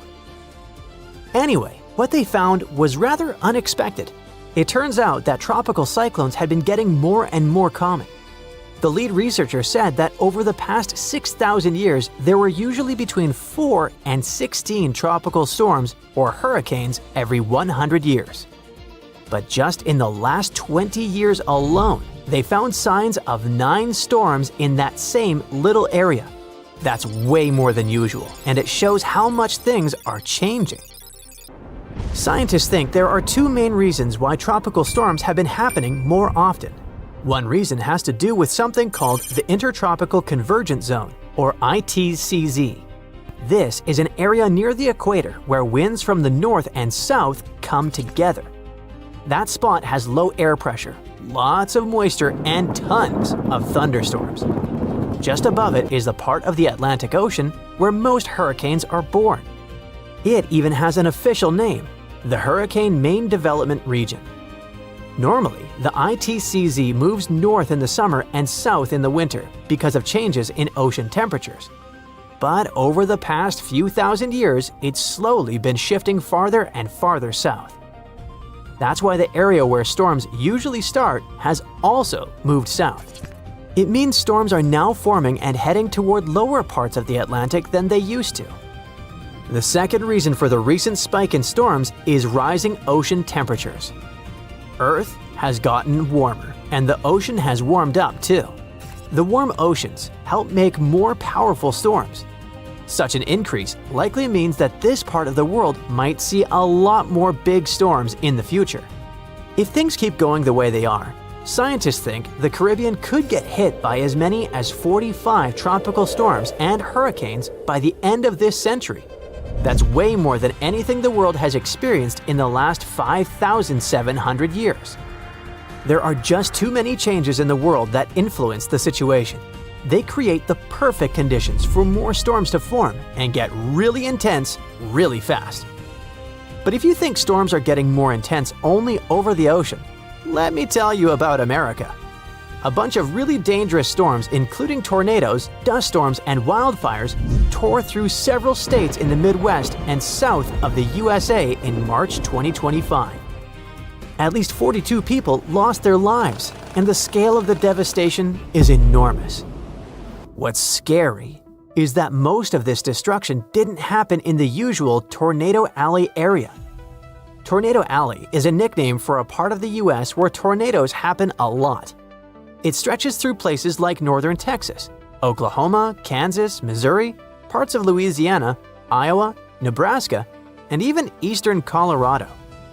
But this time, storms hit places like Mississippi, Arkansas, and Alabama. Experts had warned this might happen. At the beginning of 2025, they said that tornadoes could start showing up more often farther east than usual, and that's exactly what's happening. One of their top weather experts said people in the Mississippi and Tennessee valleys should get ready for a rough spring. There are more people living in these areas than in traditional tornado zones, and many of them live in mobile homes or buildings without basements, which puts them at more risk when big storms hit. A tornado is basically a spinning tube of super strong wind that comes down from storm clouds and touches the ground. They can be really dangerous. To figure out how strong a tornado is, scientists use something called the Enhanced Fujita Scale. It goes from EF0, which stands for the weakest tornado, to EF5. Such a tornado is crazy strong, tear your house apart strong. The main question is, why are tornadoes happening more in the east now? In the US, tornado season usually kicks off in March. That's when cold air from Canada bumps into warm, wet air coming up from the Gulf of Mexico. And boom, storms start to form. But this year, things are a bit different. Here's what's going on. There's a big patch of high pressure, basically a chunk of calm, warm air hanging over the southwest. That's keeping things more stable out west, so fewer thunderstorms as well as fewer tornadoes are expected there. So, tornadoes are shifting eastward. Meanwhile, the Gulf of Mexico is super warm this year, and that's helping storms form in the southeastern US. The warm water adds a lot of energy to the atmosphere, which can lead to stronger, more frequent storms in places like Mississippi, Alabama, and Tennessee. Up north, around the Great Lakes and Northeast, it's staying cooler this spring. That means fewer big storms up there, at least for now. Now, let's get back to those devastating March storms. On March 14 and 15, a huge storm system blasted through parts of the central and southern US. This system brought 52 confirmed tornadoes, massive dust storms, and fast-moving wildfires. It all led to almost 1,100 canceled flights. About 150 million people were affected by this natural disaster. Two really strong tornadoes classified as EF4s hit Arkansas. The damage was incredible. One of those tornadoes, which hit a town called Diaz, had winds up to 190 miles per hour. That's insanely fast. For comparison, the average speed of a Formula One car is around 130 to 160 miles per hour. It was the first time in over 25 years that Arkansas got hit by two EF4s on the same day. Experts also recorded wind gusts moving at a speed of over 80 miles per hour in the southern plains. In Texas, dust storms led to fatal car crashes. Wildfires, caused and driven by the strong winds, burned through parts of Texas and Oklahoma. Oklahoma alone had more than 130 fires. So, what's next? Experts think the U.S. could see between 1,300 and 1,450 tornadoes in 2025. That's way more than the usual 1,225. And it's not just about tornadoes. A warmer atmosphere can hold more moisture. That means heavier rains, more flash floods, and even more powerful storms. Basically, the formula is the following. Warmer oceans plus warmer air equals stormy weather, especially in the east and southeast. But even if you don't live in any of these areas, you can't feel completely at ease either. Experts say tornadoes and other natural disasters can happen pretty much anywhere in the U.S. The risk moves around depending on the time of year and the weather. Okay, it's pop quiz time. What's the strongest river in the world? The Amazon? Pfft, rookie guess. No, really. The mightiest river isn't on land at all. It's underwater, and it's called the Antarctic Circumpolar Current, or ACC for friends. This beast flows with a force 100 times stronger than the Amazon River, and it could power over 100,000 hydroelectric plants. That's enough electricity to light up entire continents. But this underwater juggernaut doesn't just flex its muscles for fun. It's the planet's ultimate multitasker. The ACC is Earth's thermostat, carbon vacuum, climate stabilizer, and oceanic superhighway all rolled into one. But here's the not-so-fun part. Scientists have spotted a serious red flag. The ACC is slowing down. And not just by a little bit. We're talking up to 20% weaker by 2050. If this trend continues, we're looking at climate chaos that could make your worst Monday feel like a day at the spa. So, maybe time to panic a little? Well, hold on. So what is the ACC anyways? To learn more about it, we need to dive deep into the ocean, figuratively. The Antarctic Circumpolar Current is the only ocean current that flows all the way around the planet, hugging the cold continent of Antarctica like a belt of water. Unlike other currents that get tripped up by continents, the ACC has a clear racetrack, nothing but open ocean, so it flows uninterrupted through the Drake Passage between South America and Antarctica. It moves an astonishing 3.6 billion cubic feet of water per second. That's so much water we couldn't find anything to compare it to, sorry. The ACC is driven by ferocious westerly winds, moving eastward to connect the Atlantic, Pacific, and Indian Oceans into one continuous supercurrent. It also plunges into abyssal depths, connecting shallow, intermediate, and deep waters into one giant, swirling blender of oceanic energy. Now, to put it simply, it may be too late for that, but I'll try.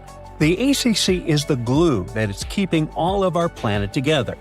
It plays a starring role in the thermohaline circulation, or global conveyor belt, if you don't want to sound lame. This is the system that redistributes heat, carbon, and nutrients around the globe. To make it all work, the ACC pushes nutrient-rich deep water to the surface in a process called upwelling, feeding plankton, krill, whales, and eventually sushi on your plate. That means if you love seafood or care about ocean food chains at all, you should really start paying attention. Without this nutrient cycling, marine life from the bottom to the top of the food web suffers. Now, here's the cool part. While it's busy playing waiter to the sea, the ACC is also doing our laundry. Well, sort of. It absorbs massive amounts of carbon dioxide from the atmosphere and stores it in the deep ocean, locking it away for centuries. Think of it like Earth's giant carbon vault, no password required. It also helps regulate the weather.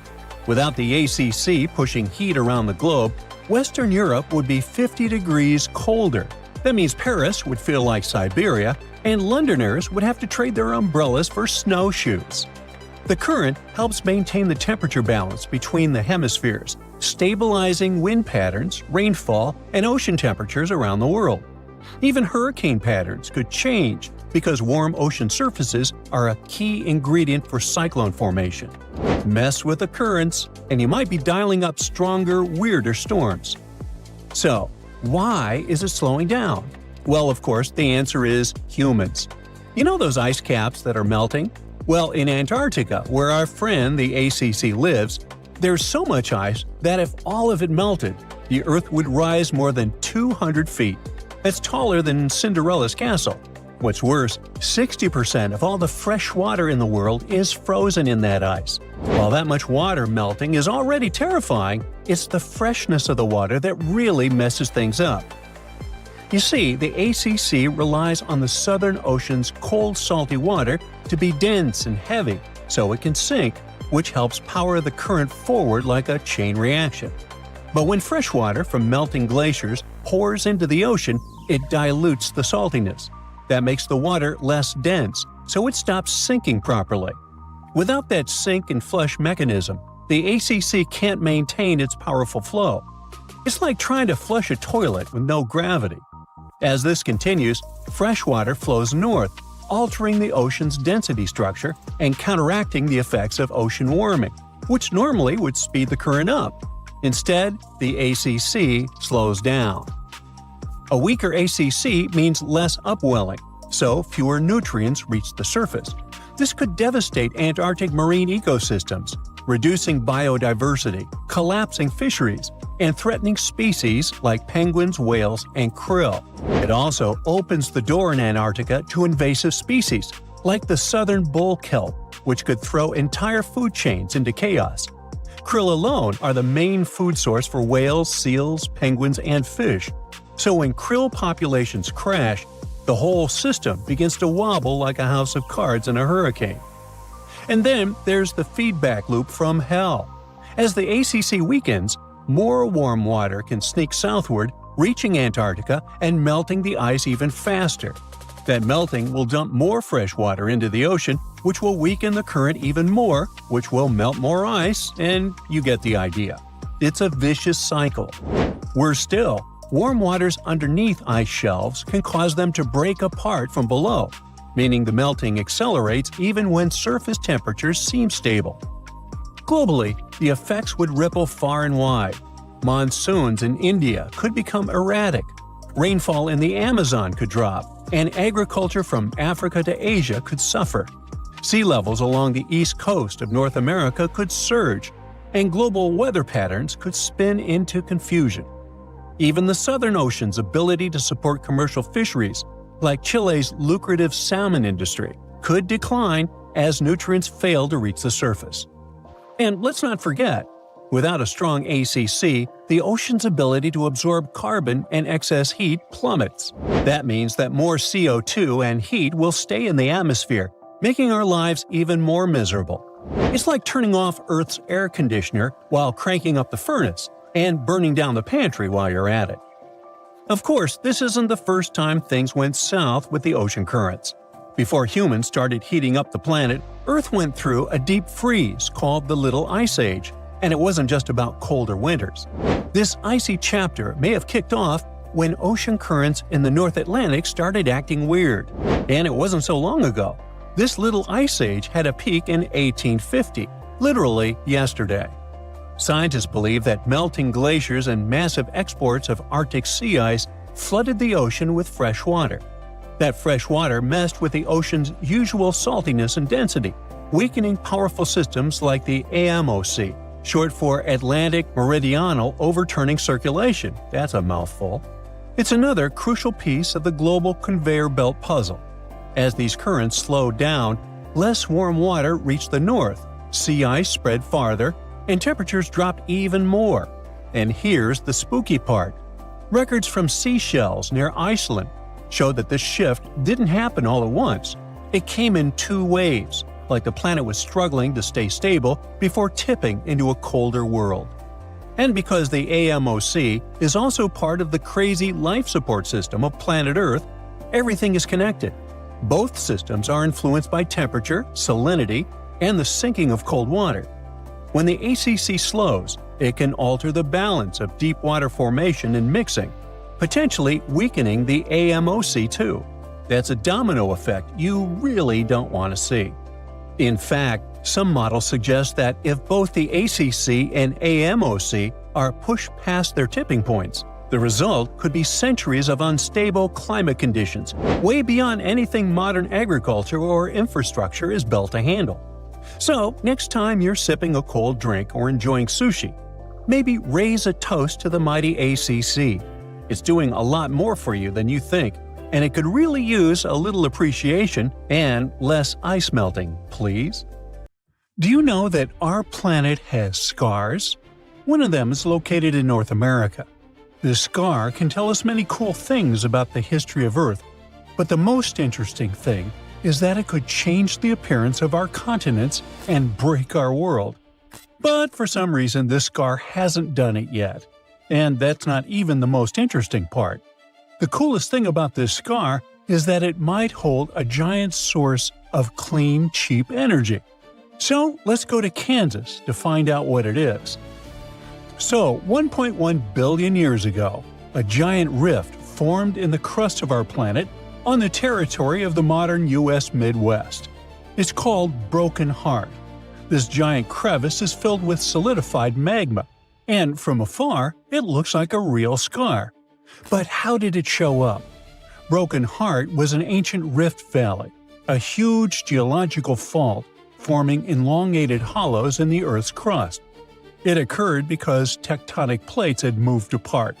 It's like the details of a jigsaw puzzle that suddenly started to separate.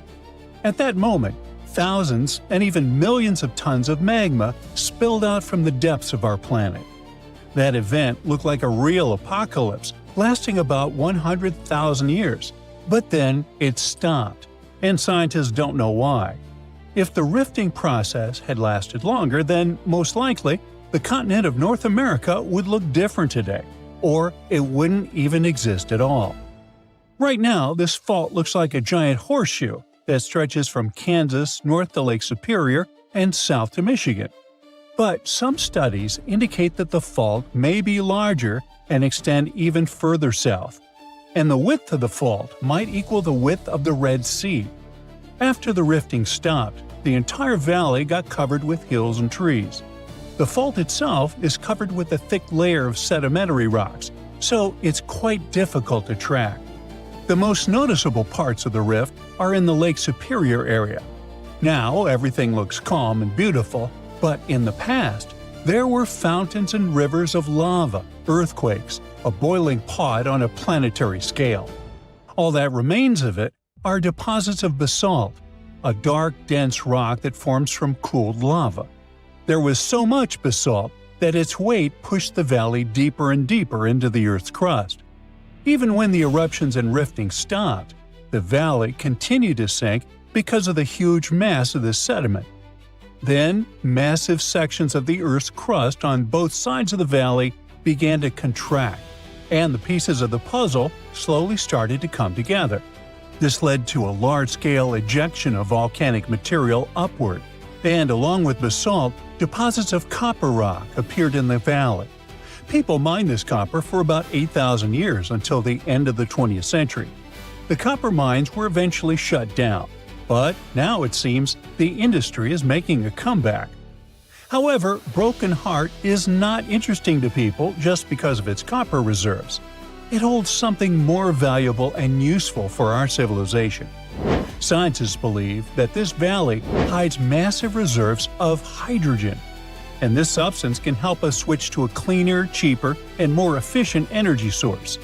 If hydrogen fuel becomes widely available, everyone will switch to it, leaving behind the costly, noisy, and polluting process of oil production. Now, I'll bet hydrogen is a remarkably familiar word to you. It doesn't sound like the discovery of the century, and people have been using it for a long time. On one hand, you're right, but not quite. 90% of the hydrogen produced by humans is used as a raw material for the chemical industry. Hydrogen is used to produce ammonia for fertilizers, methanol for fuel and solvents, and to purify crude oil. Manufacturers of glass, cement, steel, and other metals are considering using hydrogen at their factories for more efficient production. Hydrogen can become an alternative to fossil fuels, that is, oil and gasoline produced from them. Cars, ships, trains, airplanes, and power plants, all of these may switch to hydrogen soon. In this case, production can become cheaper and better for nature. But this will work only if we find open sources of hydrogen. You see, about 95% of the hydrogen we use is produced from fossil fuels. We gasify coal, oxidize hydrocarbons, and extract hydrogen from methane. All of these production methods require energy. But the worst part is that they lead to large emissions of carbon dioxide into the atmosphere. But what if we find sources of pure hydrogen that don't require processing? Then we'll save energy for its production and make the planet cleaner. But where can we find such sources? Scientists say that there are many of them all over the planet, and one of the largest is located in the Rift Valley in the U.S. Midwest. But what's the problem with going and mining it? Well, it's not that simple. To extract pure hydrogen, you need 3 conditions. The first is the source of hydrogen itself, which is quite logical. The second is reservoir rocks, that is, natural containers where this hydrogen is stored. And the third is natural seals, which prevent the gas from escaping. In other words, these seals work like a cap on a bottle. They don't allow the substance to escape. So in general, it's necessary to find where hydrogen is released, where it accumulates, and where it's stored. When these conditions are met, natural resource extraction companies can start working. But how does hydrogen appear altogether? Well, let's go over the basics of chemistry. Hydrogen and oxygen compounds form water. This means you need to split the water into hydrogen and oxygen. This process often occurs in nature. There are many places all over the planet where this happens. Scientists are confident that at least 30 U.S. states have hydrogen reservoirs. And if people detect them, we will accelerate the energy transition to safer and more efficient fuels. Thousands of cars drive around using gasoline. Many of you know the smell of exhaust fumes, that thick polluted air that's hard to breathe. What about electric cars? They must be improving the situation, right? Well, here's another problem. Producing batteries for these vehicles harms nature. The materials used to make batteries are lithium, cobalt, and nickel. Their extraction involves a large release of toxic materials, not only into the air but also into the water. Transporting these batteries also creates a large carbon footprint. Producing a single electric car emits about 4 tons of carbon dioxide. To make up for that, the owner needs to drive it for at least 8 years. That's how long it takes to offset the emissions a regular car would produce. What about reliability and convenience? What will you do if the battery runs out during the trip and there are no charging stations nearby? This problem will be solved in the future with the growing popularity of electric cars. Now, scientists believe that over the past billion years, the Earth's crust has split enough water into hydrogen and oxygen. Our planet keeps this gas in the ground, waiting for us to start using it. According to calculations, even considering all the technologies and production capacities of our civilization, the reserves of hydrogen in the bowels of the planet are enough to supply us with energy for 170,000 years. That's why the giant rift in Kansas attracts scientists from all over the world. Huge quantities of basalt and other rocks can react with water to release hydrogen. And now scientists are looking for places where this material accumulates and is stored. The floor is lava. Haha, just kidding. But honestly, it's kind of falling apart. You might not feel it yet, but a huge part of North America has already lost 37 miles worth of rock from its foundation. And no, this isn't about earthquakes or giant sinkholes. It's about the continent losing pieces of the very thing that keeps the ground from wobbling around like a bad carnival ride. A team of researchers has just dropped a geological bombshell. Part of North America's ground is thinning out like a very sad, very slow ice cream drip. How do they know? They basically gave Earth a high-tech full-body MRI and created 3D maps showing how rocks once considered indestructible are now melting away into the planet's guts, like an upside-down cheese pizza inside an oven. But to really understand this mess, you first have to meet my old friends, cratons. Cratons are like the roots of the continents. They're thick, tough, and ancient. We're talking billions of years old. These bad boys survived meteor impacts, supervolcanoes, and even the tectonic movement of plates. If the plates got into fistfights, for example, you can bet we would see mountain ranges being born. If they got a divorce, drifting apart from each other, then a whole new ocean would be born. All of these things leave scars on the surface of Earth, but the cratons seem to always remain unfazed, like the cockroaches of geology.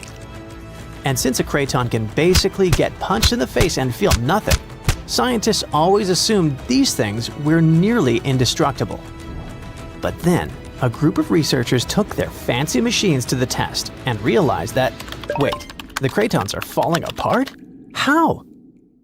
Enter the Farallon Plate, a really ancient tectonic plate that started to slide under North America's major plate over 100 million years ago. This is a pretty normal process, actually. It's called subduction, and it's how Earth recycles rocks and keeps itself from overheating. This subduction thing has been happening for so long that, by now, the Farallon is almost 400 miles away from the craton, sitting pretty chill at the lower mantle, weirdly close to the outer core of our planet. But the Farallon has been causing trouble, like that one roommate who moved out but keeps leaving weird stuff in the fridge. You see, as it sinks, it tugs on the bottom of North America's foundation, stretching it out and causing pieces to fall off into the deep mantle. And if that wasn't enough drama, the sinking Farallon has also leaked water and carbon dioxide into the surrounding rocks, making the craton even softer and easier to shred apart. Thanks, Farallon. Very cool of you. By studying hundreds of earthquakes across thousands of monitoring stations, scientists have confirmed the story. Big chunks of continental material are dripping downward, thinning the craton by as much as 37 miles. That's more missing rocks than can fit into a milk carton. Sounds dramatic, right? But don't worry. This is happening at a snail's pace. It'll take millions of years for anything noticeable to happen. Your great-great-great-great few grandkids from the distant future might still be standing on solid ground. But don't get too comfy. This thing may not be an urgent problem, but there's another type of sinking that's happening faster than you can say, "Help." Here's the thing. By 2050, at least 32 major cities in the US, including New York, Baltimore, and Charleston, could be partially underwater. And guess what? This one is mostly our fault. Scientists noticed that since 2007, some cities have been sinking into the ground between 0.04 and 0.08 inches every year. Charleston, in South Carolina, is pulling ahead in the worst way possible, sinking 0.15 inches annually. Sure, these numbers sound tiny and a bit ridiculous, but Charleston is barely 9 feet above sea level, and a little sinking goes a long way when the ocean is breathing down your neck. On really bad flood days, people there have to abandon their cars and basically swim home. This whole phenomenon is called land subsidence, and when you mix sinking land with rising sea levels, you get a disaster cocktail of flooded streets, salty farmland, ghost forests, and a lot of very cranky homeowners. And it doesn't stop with just homes. Infrastructure like bridges, roads, airports, and power plants, all things we rely on daily, are also at risk of serious damage. Flooded electrical grids and sunken highways could cause billions more in economic losses and create major safety hazards for communities. Now, let's be fair. Not everything is humanity's fault. Some of this trouble dates all the way back to the Ice Age. About 12,000 years ago, massive ice sheets covered the northern US. They were heavy, like seriously heavy. The weight pushed the land down, and when the ice melted, the ground didn't just pop back up like a trampoline. Instead, it started playing a weird game of geological seesaw. The places that were squished started rising, and the places that weren't got pulled down. This whole process, called glacial isostatic adjustment, try to say that 3 times fast. But of course, humans found a way to make it worse. Groundwater extraction is a major culprit. Think of it like pulling the stuff out of the mattress. After a while, the whole thing just sags. In places like California's Central Valley, the land is dropping by up to 8 inches a year because we keep pumping out water during droughts. In cities like New York, the problem isn't just water. Skyscrapers themselves are making it worse. Yep, turns out if you stack millions of tons of concrete and steel onto soft ground, it tends to flatten. And in case you're wondering, the total mass of New York City's buildings is around 1.68 trillion pounds. That's about the same as 3.5 million statues of liberty piled up. With so much weight concentrated over a relatively small area, the underlying soils have no choice but to compress over time. And if you thought it couldn't get messier, think again. We've been building dams, which stop rivers from delivering fresh sediment to coastal areas. That sediment is kind of like Mother Nature's way of fluffing the ground back up. Without it, coastal lands are compacting like an old sponge. Plus, when wetlands are drained for agriculture or construction, the peaty soil dries out and collapses. Honestly, it's like the ground just can't catch a break. Scientists also noticed that the areas that used to be lush wetlands are now among the fastest sinking spots in the country, especially along the Gulf Coast. Louisiana, for example, is losing about a football field of land because of this mix of subsidence and rising seas. So what's the endgame here for us regular people who just want to live above sea level? Well, it's not looking great.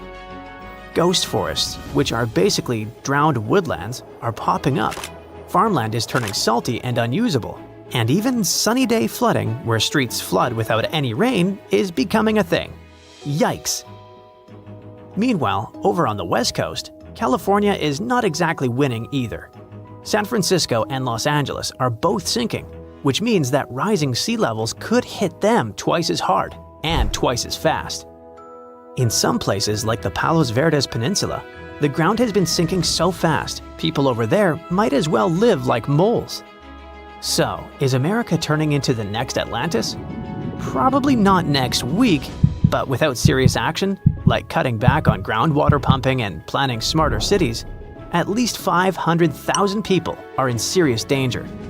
And the housing damage could easily rack up a jaw-dropping $109 billion by 2050.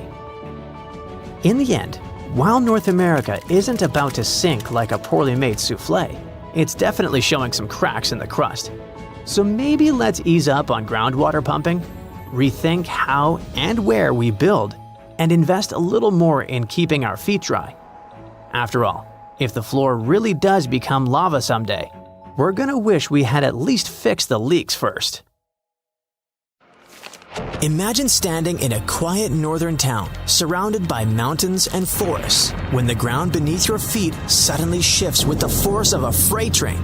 That's not a movie scene. It's a very real possibility for the people living in Dawson City, Canada. Hidden beneath the tranquil Yukon landscape lies a geological giant, the Tintina Fault. For more than 12,000 years, it has been silent. But new research suggests it might be ready to wake up in a spectacular and dangerous way. Stretching over 1,000 kilometers from the Yukon into Alaska, the Tintina Fault is like a massive crack in Earth's crust, a boundary where colossal slabs of rock slowly grind past each other. On the surface, it looks harmless, just rugged terrain, rivers, and forests. But deep underground, strain is quietly building, like a spring being wound tighter and tighter. Theron Findlay, a geologist from the University of Victoria, and his team decided to take a closer look at a section of this fault near Dawson City. This wasn't just a casual inspection. They used cutting-edge tools like high-resolution satellite images, aerial surveys, and LiDAR, a laser-based scanning method that can reveal subtle changes in the ground's shape. What they found was unsettling. In one location, the ground was visibly displaced by an astonishing 1,000 meters, evidence of a long series of powerful earthquakes millions of years ago. In another area, they spotted a smaller but still significant offset of about 75 meters, likely caused by more recent quakes, roughly 132,000 years ago. Since then, nothing major. At least, nothing visible. And that's exactly the problem.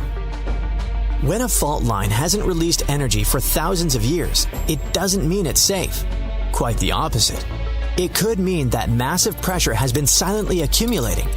Based on their calculations, the Tintina Fault has been moving at a slow creep of up to 0.8 millimeters per year. Over 12,000 years, that adds up to a staggering 6 meters of potential movement waiting to be unleashed.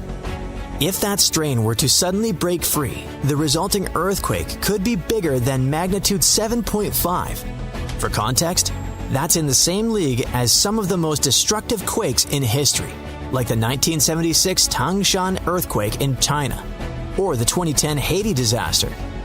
While the Yukon isn't densely populated, the impact could still be devastating, damaging highways, collapsed buildings, landslides cutting off communities, and potentially loss of life. The scientists can't say when it will happen. Earthquakes don't work on a schedule, and predicting the exact moment of rupture is one of geology's greatest challenges. What they do know is that the Tintina Fault is in what's called a late stage of its seismic cycle, a point where the risk of a major quake is higher. For the people of Dawson City and surrounding areas, this means living with a quiet but ever-present threat. Emergency planners might advise residents to have evacuation routes, survival kits, and backup communication plans. But in the end, this is a reminder of a simple truth. Earth is never truly still. Even in the most peaceful landscapes, immense forces are always at work, reshaping the planet in ways we can't always see, until the day they reveal themselves with a violent jolt.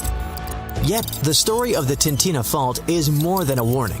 It's a glimpse into how Earth stores and releases its pent-up energy. Each millimeter of annual movement is like another twist of a key in a lock. At some point, the lock will turn, and when it does, the release will be sudden and powerful. LiDAR images reveal ancient scars across the land, subtle to the untrained eye, but obvious to scientists. These are the footprints of past disasters, frozen in the ground like a history book carved by nature. Finley and his colleagues believe the region's seismic silence has lulled people into a false sense of security. A place can be both beautiful and dangerous, and the Yukon is a perfect example. Visitors come for the sweeping vistas and endless wilderness, rarely realizing that deep beneath their hiking trails and scenic roads, forces are shifting that could change the landscape overnight. This hidden drama plays out all over the world. Fault lines in California, Turkey, Japan, and beyond all share one trait. They eventually break. The question is never if, but when. The Tintina Fault just happens to be one of the quieter players, which in geological terms can be far more ominous than the noisy ones. And so, the clock ticks, silently, in the frozen north, counting down to a moment no one can see coming. So, since 2000, the world has been hit with more than 1,700 earthquakes with magnitude greater than 5. Many happened around the Ring of Fire, located around the Pacific Ocean. In North America, the biggest threat is the San Andreas fault line, which can create an earthquake of a magnitude higher than any other, earning it the spine-tingling nickname, the Big One. The potential destruction of California is a terrifying prospect that could have unimaginable consequences. But the Big One is just the beginning of what's to come. Bad news! Scientists have predicted an earth-shattering event that will occur in 2030. Like it or not, there's a 70% chance that we'll experience the Big One, and it will be an earthquake with a magnitude of 6.7. The San Andreas fault line will cause the Big One, but what is scary is that we can't predict it. On the other hand, a massive earthquake occurs every 100 years. This means there's always time to prepare for a natural disaster. If we traveled back in time, we'd see a few significant earthquakes like the ones that wiped out San Francisco and Fort Tajon. Buildings made a long time ago are not quake-proof. They will collapse. Even if they survive, you should not enter them. But buildings are not the most dangerous part. You should watch out for electrical lines and gas pipes. Your hill house might be lovely, but it is extremely unsafe. During quakes, the hill can turn into a massive landslide that will destroy everything in its path. Say goodbye to road trips because all the roads will be ruined. You should have some spare water and food since you won't be able to go to the supermarket. This disaster won't be cheap. It will cost the US around $200 billion to recover from the quake. At least the earthquake will not trigger tsunamis, but there's something it can cause more damage than the big one. The notorious Cascadia subduction zones start in California and ends up all the way in Vancouver, Canada.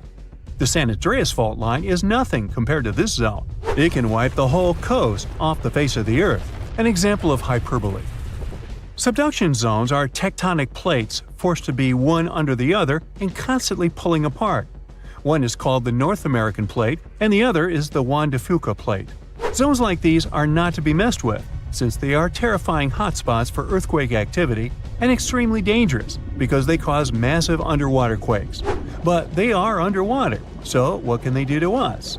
Well, they can cause giant tsunamis, flooding cities, and destroying the coastline.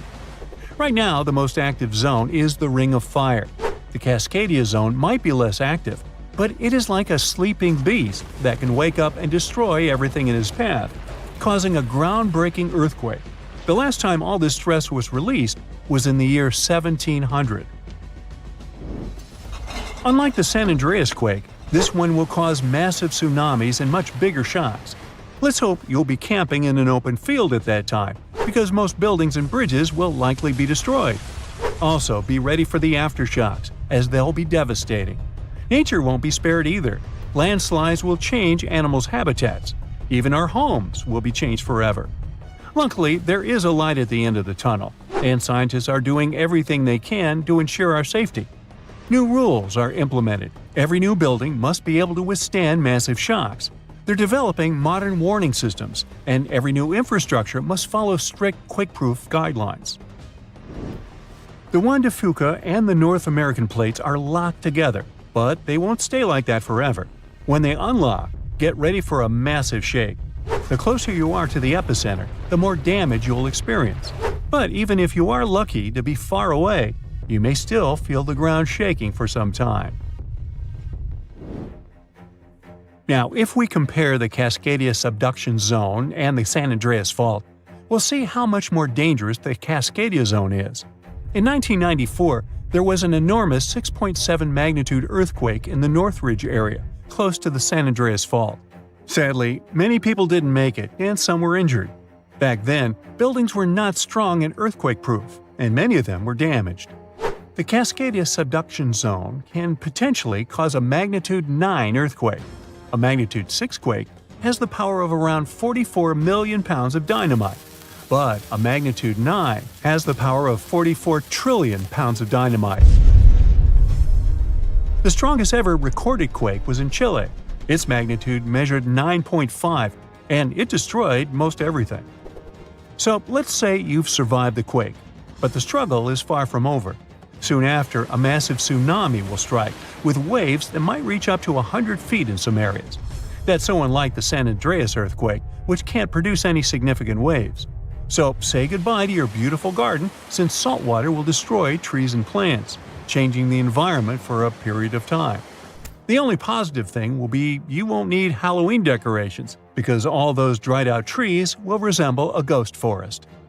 The combination of waves, quakes, and the sheer size of the area will make this natural disaster much more dangerous than any caused by the San Andreas fault or the so-called Big One. A quake similar to this happened around 300 years ago. Many more have been recorded in the past 3,500 years, proving that they continually occur every 400 to 600 years. So, technically, we have around 100 to 300 years before the next big one hits. We still have no idea how exactly the Cascadia subduction zone works, because we discovered it in 1970. This zone is super scary because it can cause big earthquakes. It was found by accident when researchers studied the Ring of Fire. They wanted to know if this area had caused any trouble in the past years, and the proof was under their noses. In Washington, there is a horror forest where nothing has been growing for years. When researchers tested the soil, they found a tremendous amount of salt. They put 2 and 2 together and concluded that a massive tsunami had been the reason. Experts still didn't know when the forest was destroyed. But Japan kept records of a gigantic earthquake that had a similar effect. It was the one that happened in the year 1700. There is a 1 in 3 chance that the next one will occur in 2050. You must know how to survive the Canadian earthquakes and make it out unscathed, so listen carefully. Those who live in this area have almost no experience with earthquakes like this one. Surviving the quake is relatively easy, but the tsunami coming afterwards is the real danger. After the shake, find the highest ground and go there. Only bring the essentials, like food and water. Yeah, leave your baseball card collection at home. After the first hit, don't try to go down. Seismologists say that most likely there will be a few more waves, and they have proven this. On the 22nd of May 1960, seismologist Jerry Eston and his 4 friends went to Hawaii to see an expected tsunami that was to happen around midnight. They set up their gear on Wailuku Bridge with an escape route planned. This bridge had been destroyed in the previous tsunami, but the new one was much taller and better. After midnight, the water was 4 feet above the average level. The second wave hit a half hour after midnight, and the water rose another 9 feet by 1 a.m. The water started going down and dropped by 7 feet, but the horror was far from over. Next, they saw a wave that was around 20 feet tall. This shows us that tsunamis are unpredictable, and we should listen to experts to stay safe.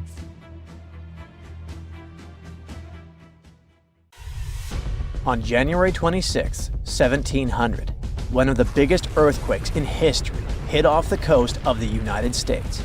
It had a magnitude of 9, which puts it in the top 10 most powerful earthquakes ever recorded. This earthquake triggered a huge tsunami and changed the coastline all the way from southern British Columbia down to northern California forever. Back then, the area wasn't very populated, but thanks to some clever research, scientists figured out exactly what happened that day by looking at old geological records, tree rings, and even some history from Japan. On the same day as the earthquake, a massive tsunami also hit Japan's eastern coast. For a long time, no one connected the two, but in the 1980s and 90s, researchers realized the tsunami in Japan had been caused by the earthquake in the Pacific Northwest. They were also able to pinpoint the exact day, January 26, 1700. They even found old trees in coastal Washington that had all perished around the winter of 1700, which matched up perfectly with the timing of the earthquake. The earthquake came from the Cascadia Subduction Zone, a fault where the Juan de Fuca Plate slides under the North American Plate. This fault stretches about 700 miles, from northern Vancouver Island in British Columbia to Cape Mendocino in California. The pressure from the moving plates builds up over time, and eventually, another big, devastating earthquake will hit the same region. It's just a matter of time. By looking at the geological records, past tsunami deposits, and signs of land level changes, scientists can figure out how often these huge earthquakes happen. Emergency planners have been preparing for the next big quake, often calling it the big one. Scientists believe earthquakes in the Cascadia Subduction Zone happen every 200 to 1,000 years. And since the last major one was over 300 years ago, the Pacific Northwest is definitely due for another. When it happens, the earthquake is expected to be as big as the one from 1700. But this time, it'll affect around 15 million people. The devastation will be severe. Buildings will collapse, roads and runways will crack, and bridges will fall. Communication in and out of the area will be cut off. But the worst part? The earthquake will trigger a massive tsunami that might hit parts of the Washington coast in as little as 10 minutes.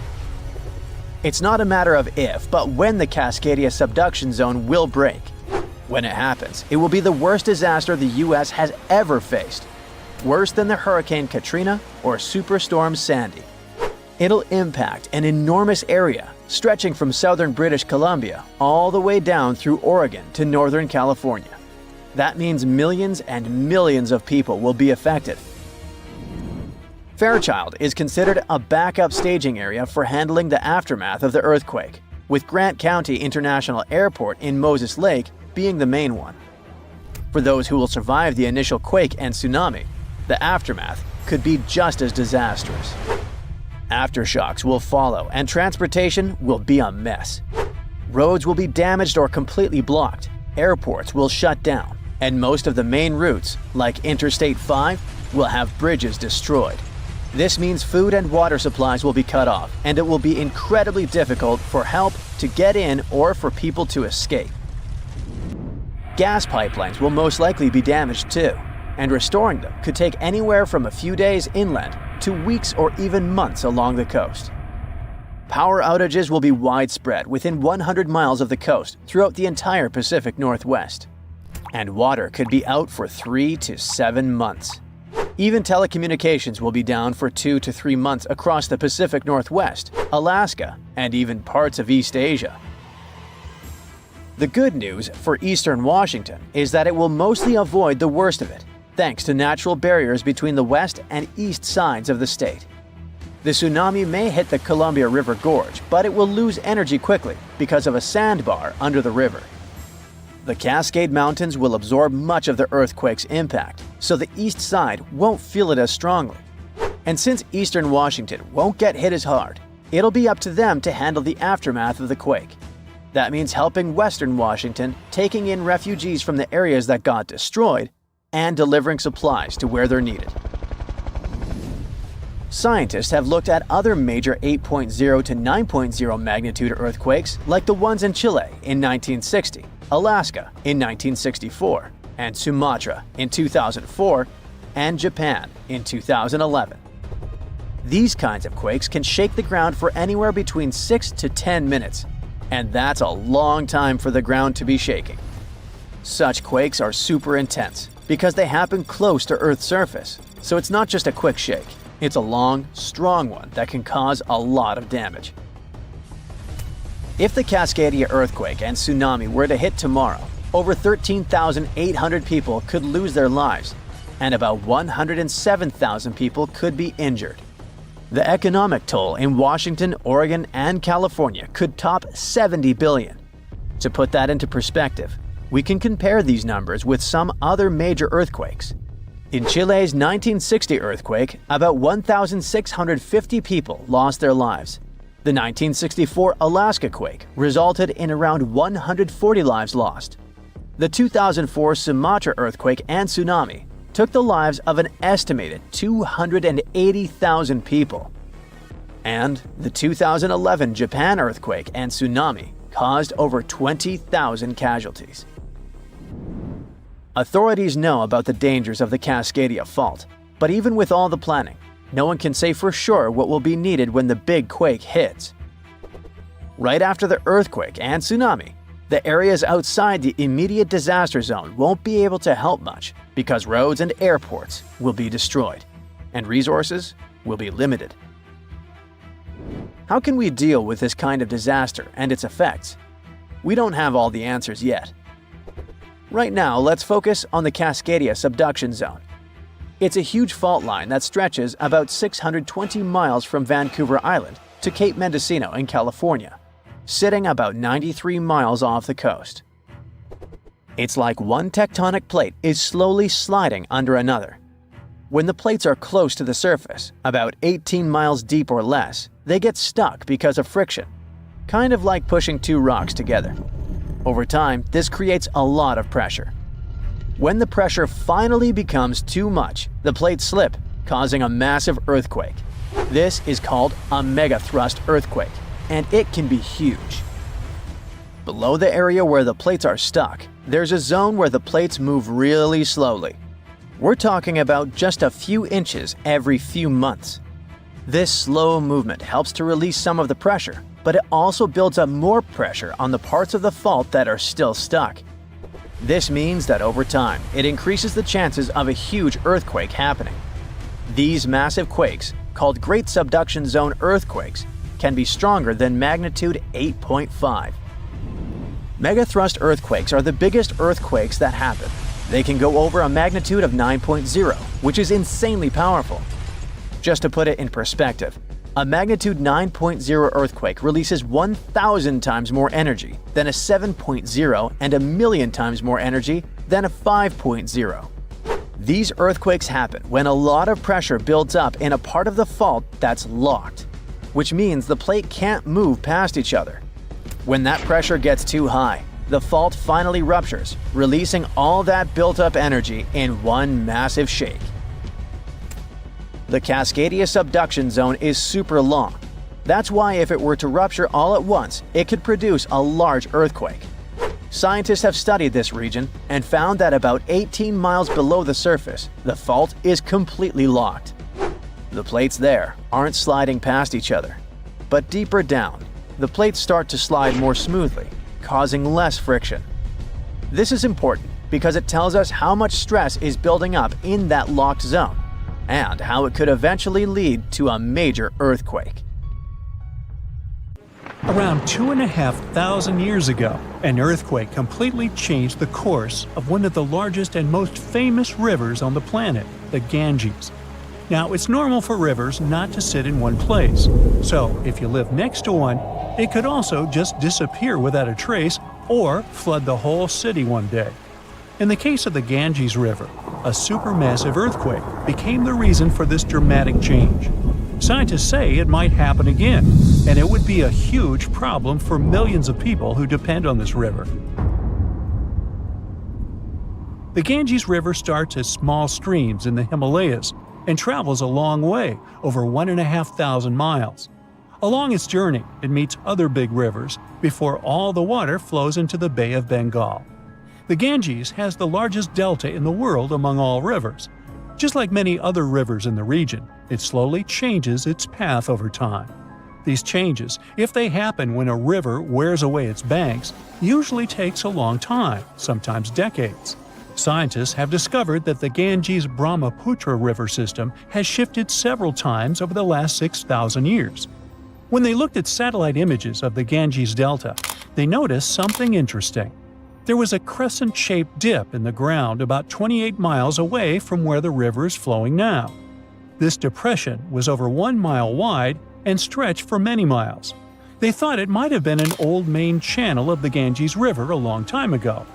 In 2018, the team decided to visit the area to check it out for themselves and take samples to learn more about it. While driving back home, they noticed a pit where someone was digging dirt to create a pond. The next day, they planned to fill it with water, but the researchers spotted something strange in the dirt. There were vertical bands of light-colored sand mixed into the darker mud. These special layers are clues from the past. They show that an ancient earthquake made sand and water shoot up from below the ground and created sand volcanoes that were trapped in time.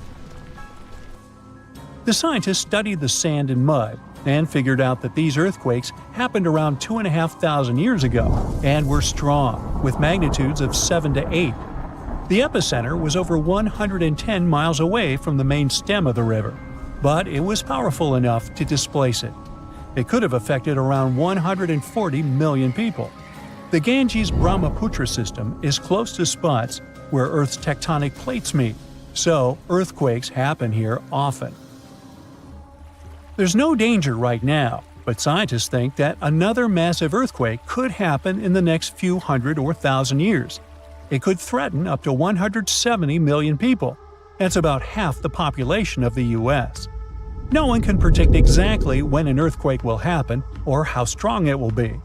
Learning how earthquakes in the past moved rivers helps scientists figure out patterns and make guesses about similar events in the future. This knowledge could help us prepare better and create safety plans before another big earthquake strikes. Now, the Ganges isn't the only river at risk. The Yellow River, the Irrawaddy River, and rivers in the United States like the Klamath and San Joaquin all face similar dangers.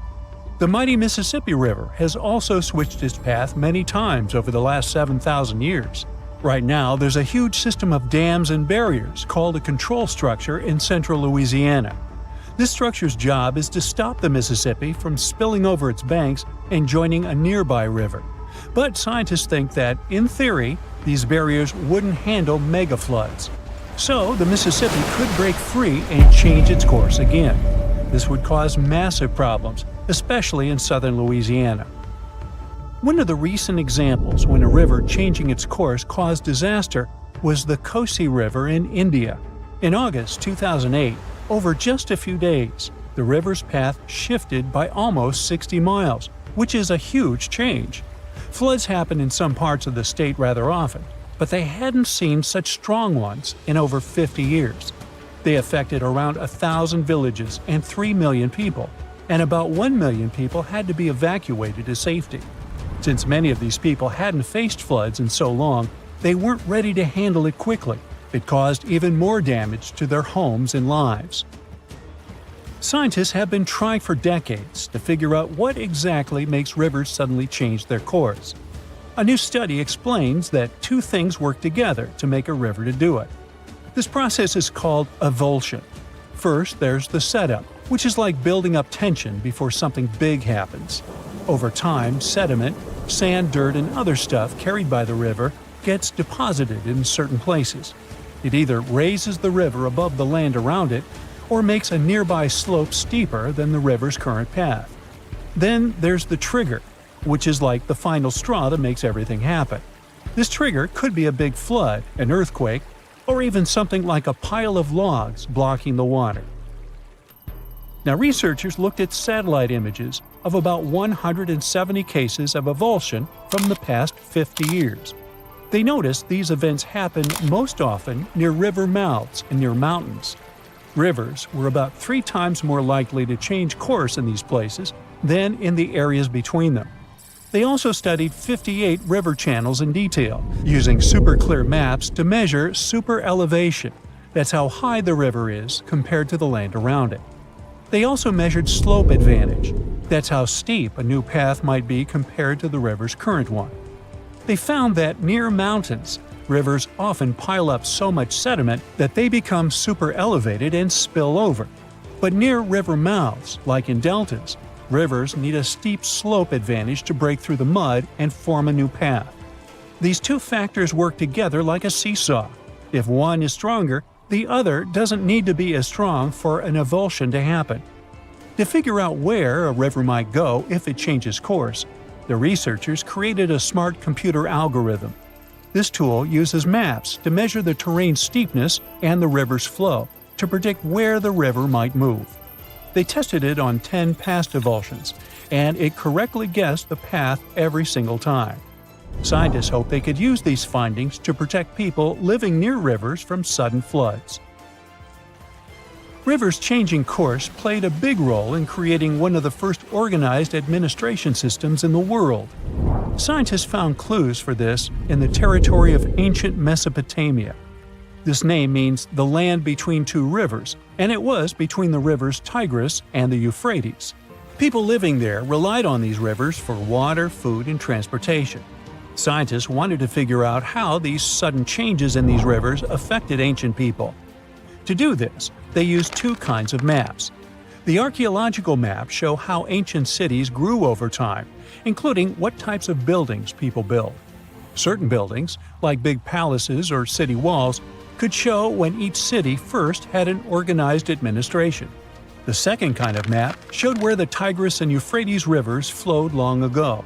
They often shifted, sometimes slowly, and sometimes very quickly and dramatically.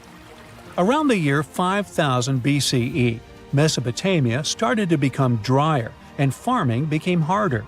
Farmers had to grow their crops near rivers, where they could use the natural floods to water their fields or dig little channels to bring river water to their plants. Because farming was so important, towns and cities grew near the rivers too, so people could stay close to their food. But when a river suddenly changed its course, people didn't give up. They worked together to dig long canals to bring water from the new river path back to their fields. The canals helped them get water again, and the administration buildings showed they were organizing as a community to solve big problems together. Deep inside our planet, there are two massive blobs of rock that have puzzled scientists for years. They sit deep inside, opposite each other. One lurks under the Pacific Ocean, the other under Africa. And they're so weird, they even make seismic waves slow down.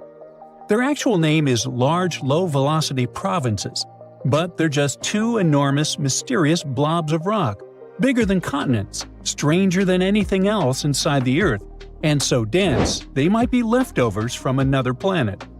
Until recently, no one knew what they were, where they came from, or why they even exist. These mysterious blobs could hold the secret to Earth's deepest forces, powerful enough to shape earthquakes, drive volcanic eruptions, and even influence the evolution of life itself. And now, we might finally learn the truth about them. These geological monsters are hidden about 1,800 miles beneath the surface. Each one is 100 times taller than Mount Everest, so vast they defy explanation. Now, at first, scientists thought these were primordial remnants from Earth's early days. Maybe something giant smashed into Earth about 4.5 billion years ago, and this impact formed both the Moon and these blobs. Scientists believe it could have been a planet named Theia, a Mars-sized planet that existed somewhere around the asteroid belt and slammed into Earth back in the day. Others believe it could be something much more familiar, old chunks of Earth's crust. Perhaps they got pushed deep into the mantle by the movement of tectonic plates. And now, a new study shows that these blobs are massive piles of oceanic crust that have been sinking into the Earth for billions of years. They could have formed from the stuff that sinks into Earth when tectonic plates collide. Over 1 billion years, pieces of ocean crust could have been swallowed by the mantle. Eventually, they collected into two massive regions deep inside the planet. But even though both blobs form the same way, they aren't identical. There's this place called the Pacific Ring of Fire, a giant loop of volcanoes and earthquake zones around the Pacific Ocean.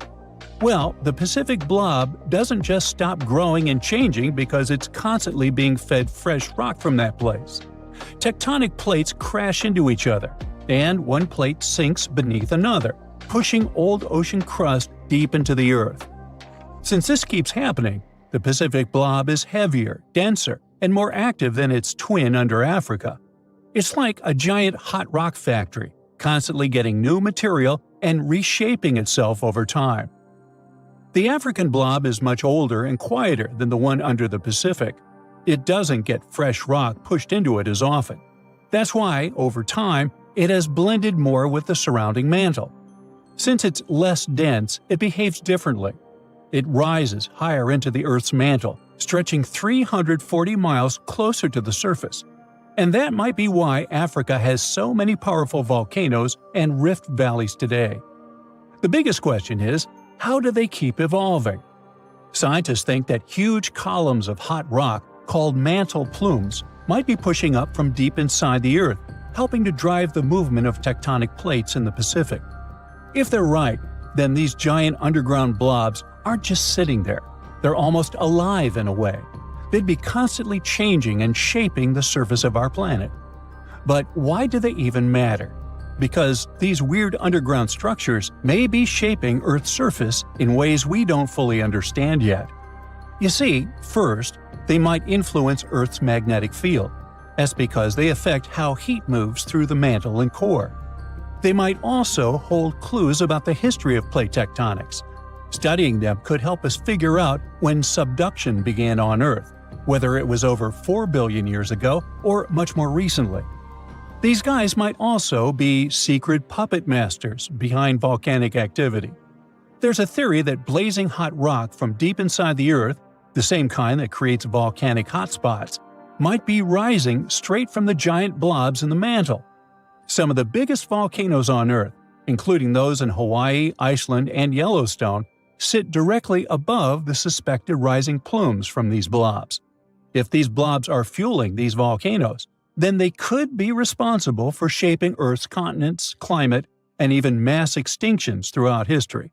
And well, that's horrifying. That would mean that these giant structures might burst through Earth's crust one day, unleashing catastrophic supervolcanic eruptions, and these eruptions would last for millions of years. Beneath the Earth's surface also lies monsters unlike anything else on this planet – supervolcanoes. They're so massive, so destructive, and so rare that no human has ever witnessed one erupt. A regular volcanic eruption can be terrifying. lava spewing into the sky, ash choking the air, entire cities buried under fire and stone. But a supervolcano? Well, that's something else entirely.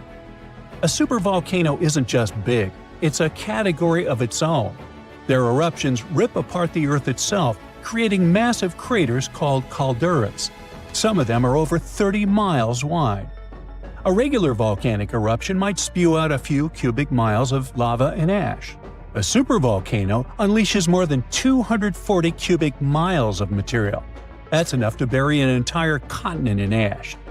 An eruption like this would be newsworthy, to say the least. First, a wall of fire would blow up into the sky.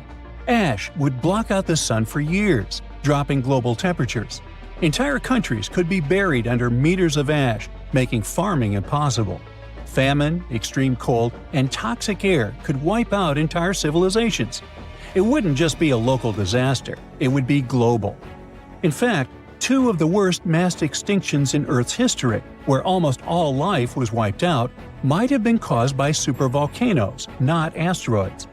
The biggest and most horrifying one was at the end of the Permian period.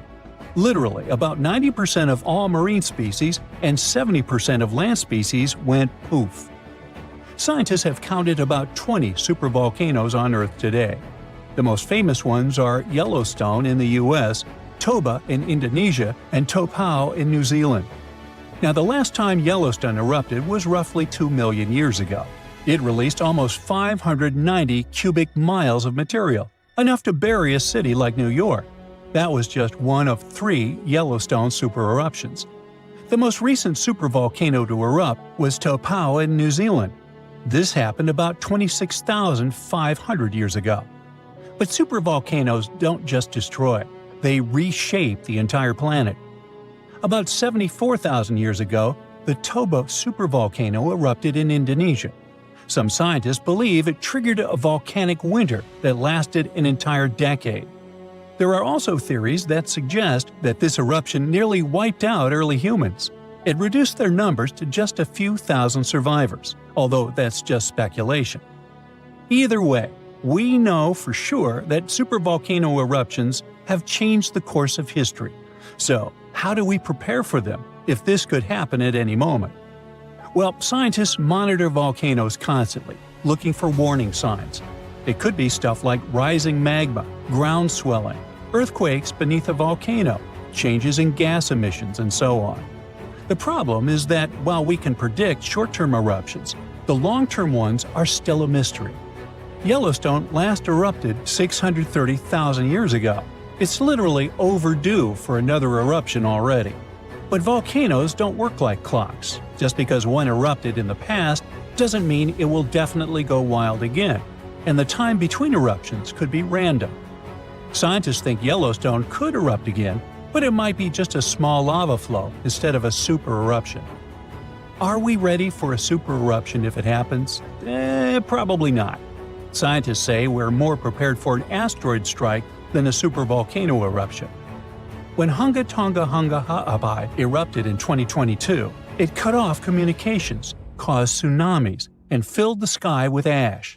And that was only a magnitude 5 eruption. A supervolcano would be orders of magnitude worse. So, good luck sleeping at night knowing these guys will erupt again. Maybe tomorrow, maybe in 100,000 years. Nah, don't lose sleep over it. For hundreds of years, people in the US have reported hearing strange, loud booms. These mysterious sounds are called skyquakes. And yep, it's a real thing. If you've ever heard a loud, distant booming noise that definitely wasn't a thunderstorm or a car engine backfire, congrats, it looks like you've experienced a skyquake yourself. People report them all around the globe, from the US to India and Japan. They go under different names, and we still don't know why exactly they happen. Sometimes these booms come together with earthquakes. People heard them during the New Madrid earthquakes in the early 19th century and up until January 2020. Those who've experienced them describe skyquakes as a rushing or rolling noise. Famous American writer James Fenimore Cooper described it more poetically. as the lake speaking to the surrounding hills, which send back the echoes of its voice in accurate reply. Sometimes these mysterious booms happen in cold weather instead of during earthquakes. One of the skyquake hotspots is near Lake Seneca in New York. They call them the Seneca Guns. The booms can be so loud that they shake windows and doors. Back in August 1886, after an earthquake in Charleston, people heard these noises for several weeks, happening at the same time as many aftershocks from the earthquake. In 2020, scientists from the University of North Carolina looked at old news pieces, especially from North Carolina, where people have often reported these sounds. They hoped to match the noises with earthquakes data, but they didn't find any link between the sounds and earthquakes.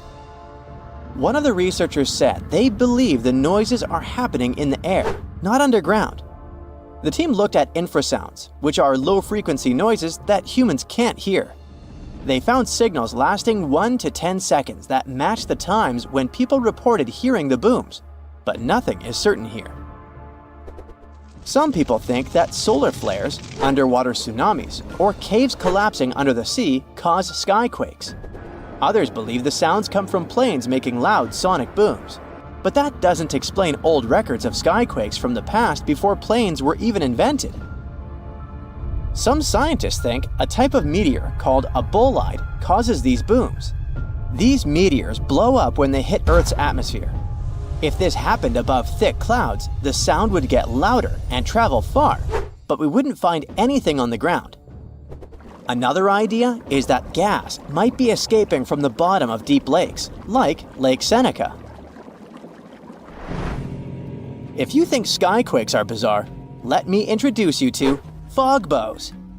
They also go under the name of white rainbows, ghost rainbows, or cloud bows. They form in a similar way to regular colorful rainbows, but are much wider.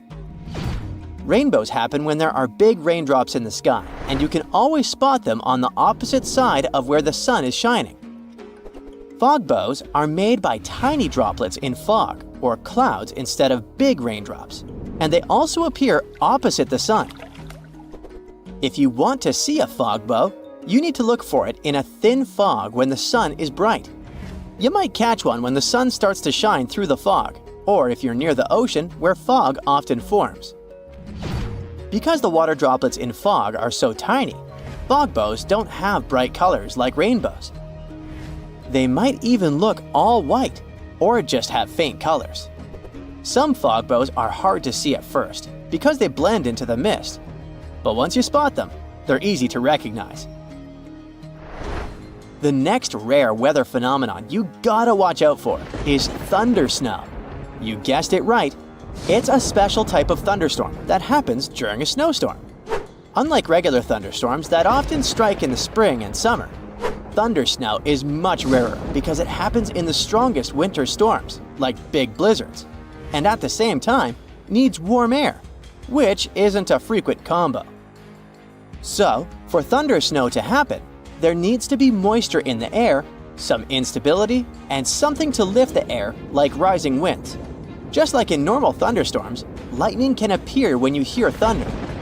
Thundersnow lightning usually goes from cloud to cloud instead of hitting the ground, and the thunder sounds different too, more like a low rumble instead of a loud boom, because the snow muffles the sound.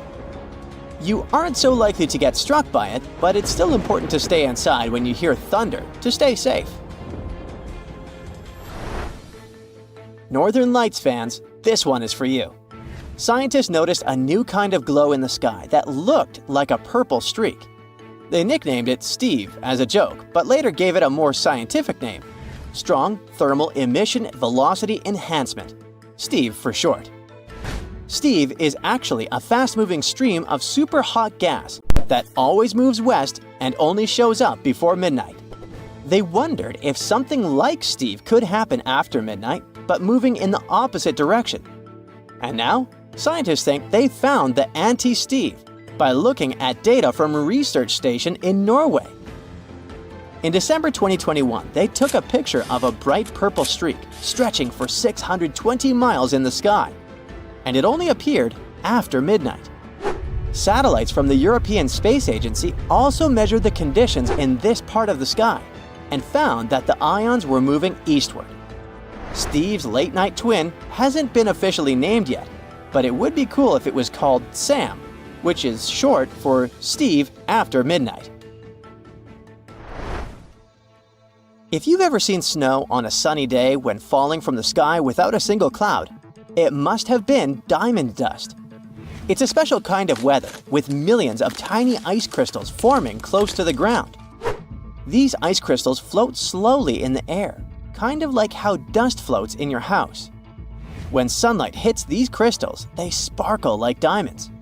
Unlike regular snow, diamond dust can fall from a cloudless sky, which is why they sometimes call it clear sky precipitation. It happens because of temperature inversion. Normally, it gets colder as you go higher up from the ground. But in a temperature inversion, the cold air stays near the ground, and warmer air sits above it. The warm air has more water vapor, and when it mixes with cold air near the ground, it turns directly into ice crystals, and diamond dust is born. For this to happen, the air near the ground has to be really, really cold, way below freezing temperature. Diamond dust can fall for days, but it's so light that it usually doesn't pile up on the ground like regular snow. A fall streak hole, also known as a hole punch cloud, is next on our list.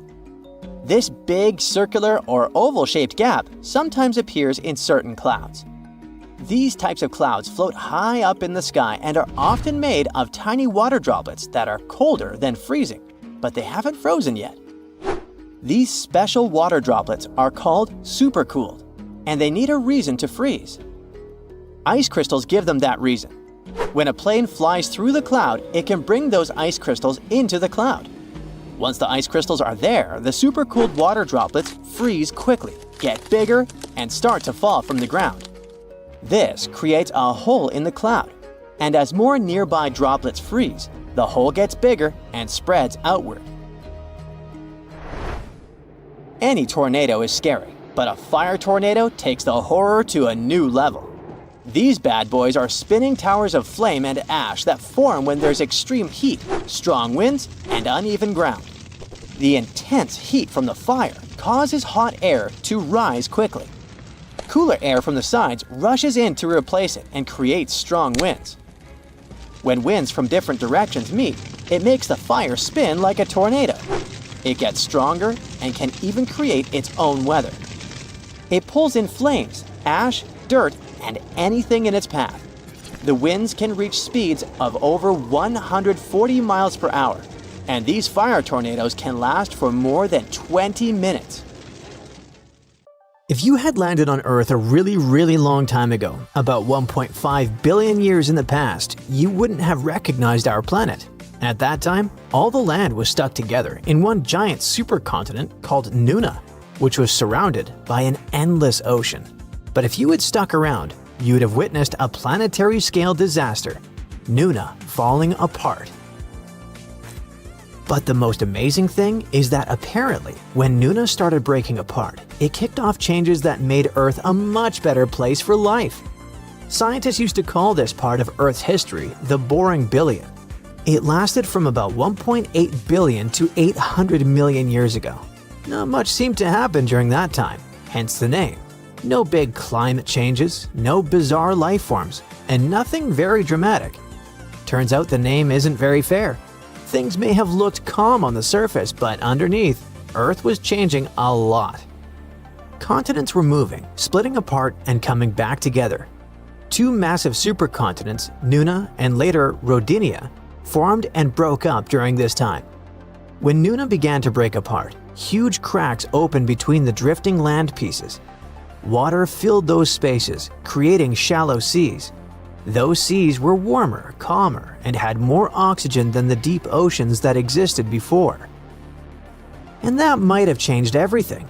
The new seas created friendlier conditions for life to grow and change. Scientists now think they may have helped early life become more complex. They looked back 1.8 billion years and rebuilt how Earth's tectonic plates moved over time. Plus, they tracked how carbon was stored inside the planet and released into the air. The researchers did this using a new advanced computer model that gave way more detail than they had ever had before. They found out that during the 350 million years of the so-called boring billion, the amount of shallow seas along the edges of continents doubled. Altogether, these coastlines stretched about 81,000 miles. That's more than 3 times around Earth at the equator. At the same time, subduction zones, places where one tectonic plate slides under another, actually got shorter as the continents shifted around. This is important because subduction zones are where a lot of volcanoes come from. When one plate sinks under another, seawater gets dragged deep into the Earth. That water helps rocks melt, creating magma. The magma rises, erupts as volcanoes, and releases gases like carbon dioxide into the atmosphere. So when there were fewer subduction zones, there were fewer volcanoes, and less carbon dioxide was pumped into the air. It went like this. The supercontinent Nuna broke apart, and it created lots of brand new ocean floors in young seas that didn't exist before. These new ocean floors pulled carbon dioxide out of the air. Seawater flowed into cracks in the ocean floor. When that happened, carbon got trapped in rocks, forming limestone. Over time, this process locked carbon away inside Earth instead of letting it stay in the atmosphere. With less carbon dioxide, Earth slowly cooled down. That cooler climate helped the new shallow seas become stable and rich in oxygen. Such calm, oxygen-filled environments are perfect for life to become more complex. Those huge shallow seas near the continents acted like safe nurseries for early life. They may have helped eukaryotes evolve faster. Eukaryotes are living things with complex cells. Cells that have parts inside them, like a nucleus that holds DNA. Every animal, plant, and fungus on Earth comes from these kinds of cells. So when eukaryotes appeared, it was a huge moment in the history of life. Scientists already knew that eukaryotes showed up during the boring billion because of fossils that are about 1 billion years old, but they didn't really know why this happened at that time. Now, scientists want to find better preserved early eukaryote fossils to learn exactly how complex life first evolved. Life on Earth started over 3 billion years ago.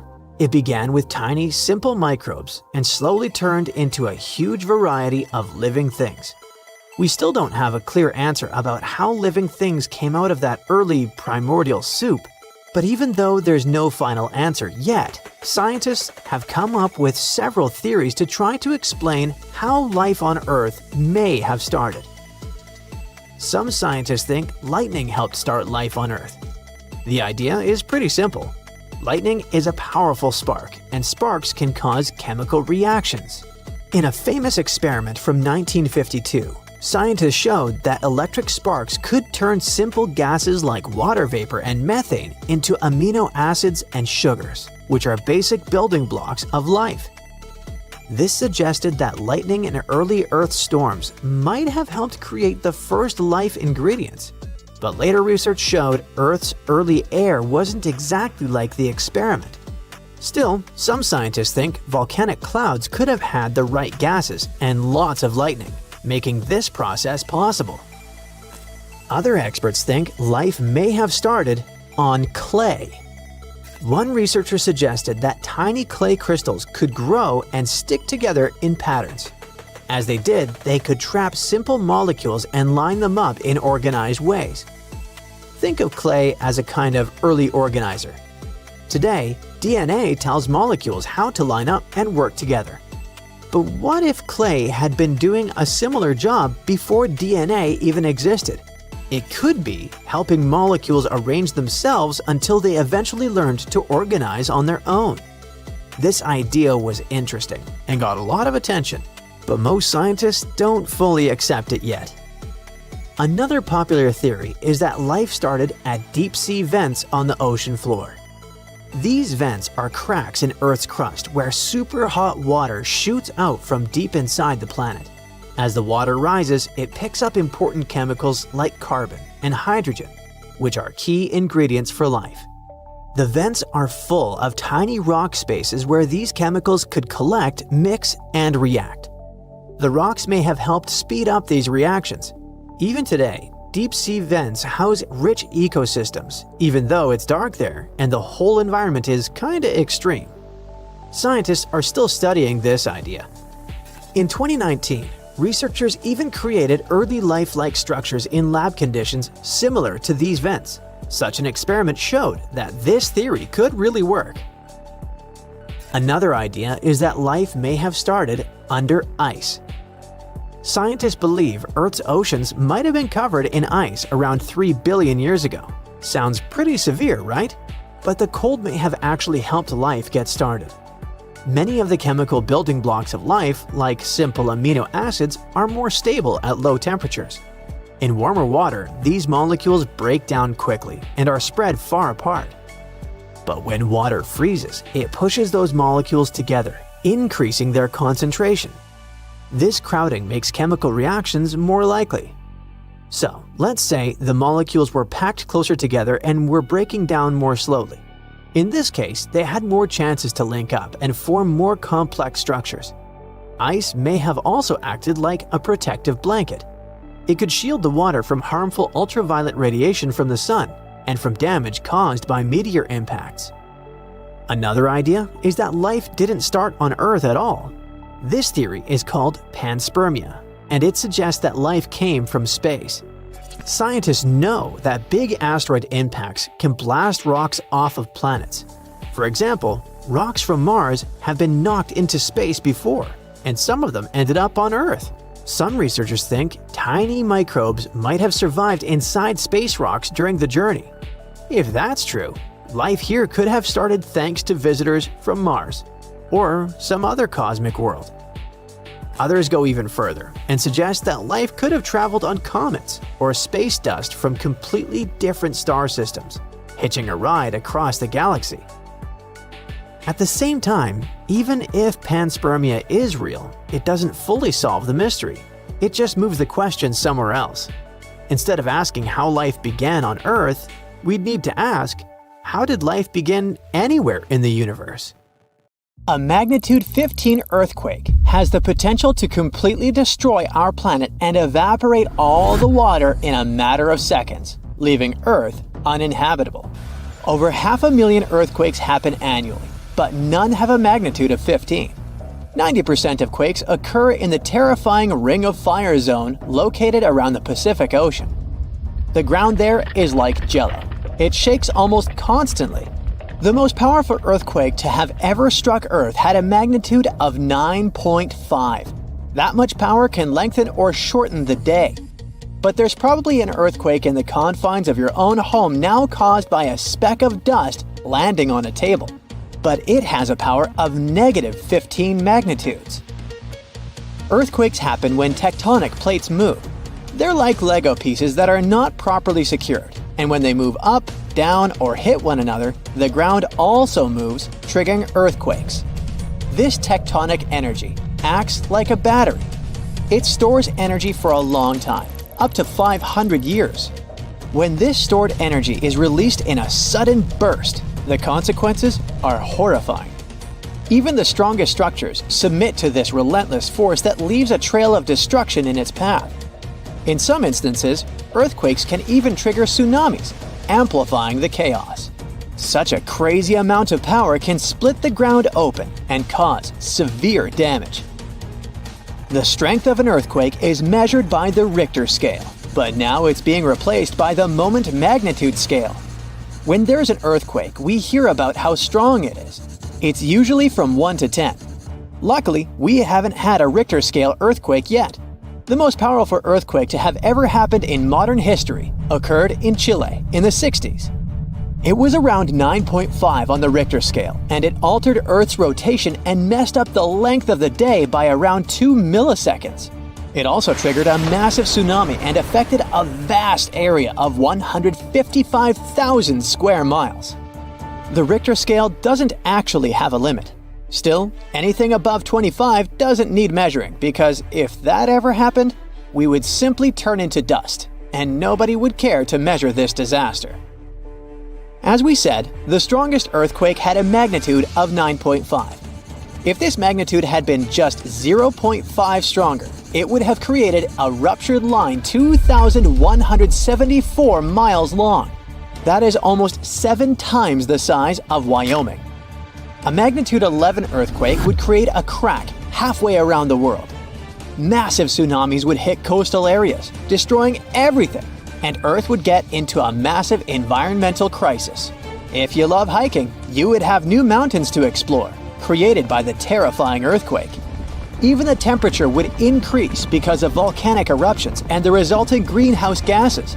It would turn our planet into a hot oven. The safest places would be far away from any buildings, seas, oceans, and mountains where there would be a low chance of a landslide. Countries unprepared for earthquakes would be totally destroyed, and cities would turn into piles of rubble and dust. Going up on the Richter scale would only make things worse.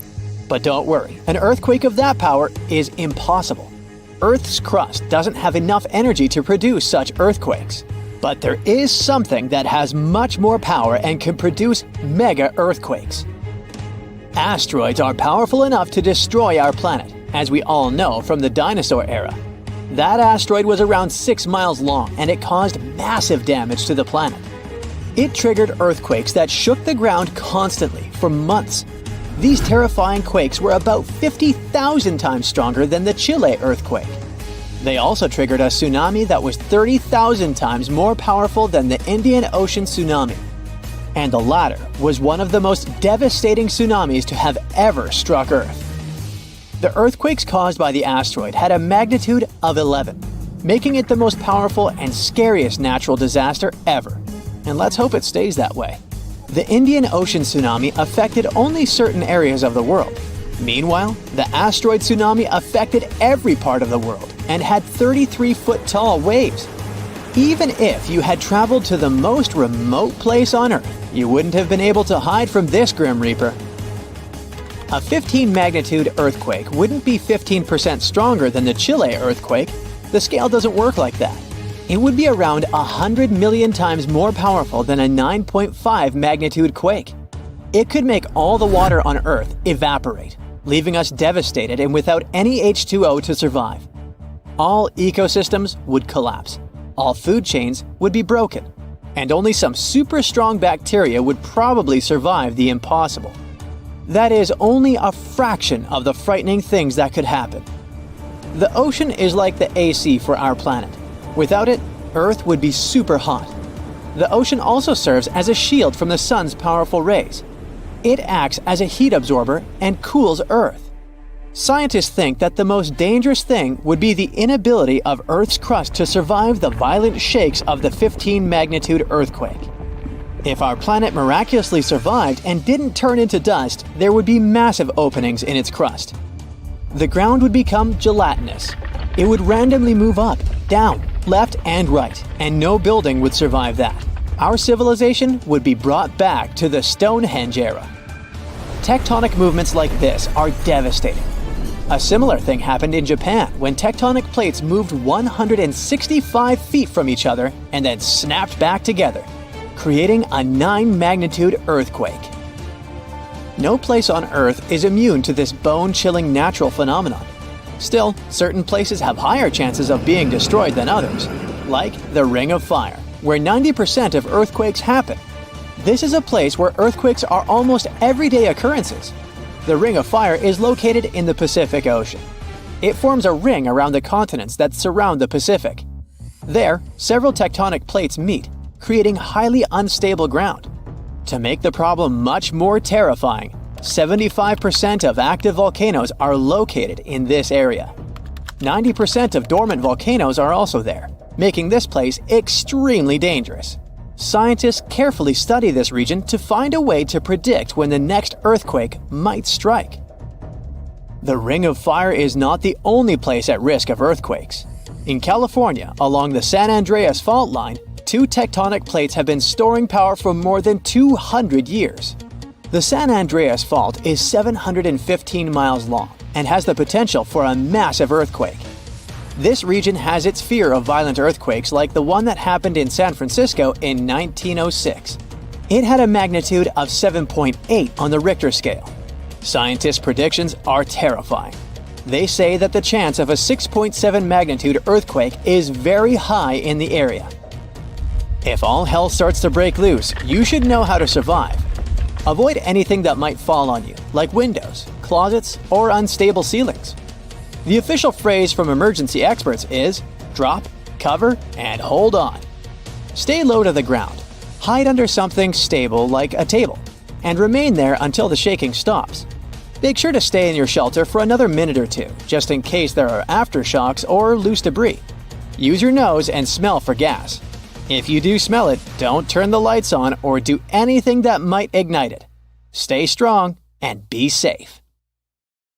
Miami's luxury towers have everything. Car elevators, rooftop pools, celebrity neighborhoods, and something completely unexpected called gradual descent. A new study shows dozens of beachfront high-rises are slowly sinking into the ground. Just a couple of inches over a few years and still moving. What's going on?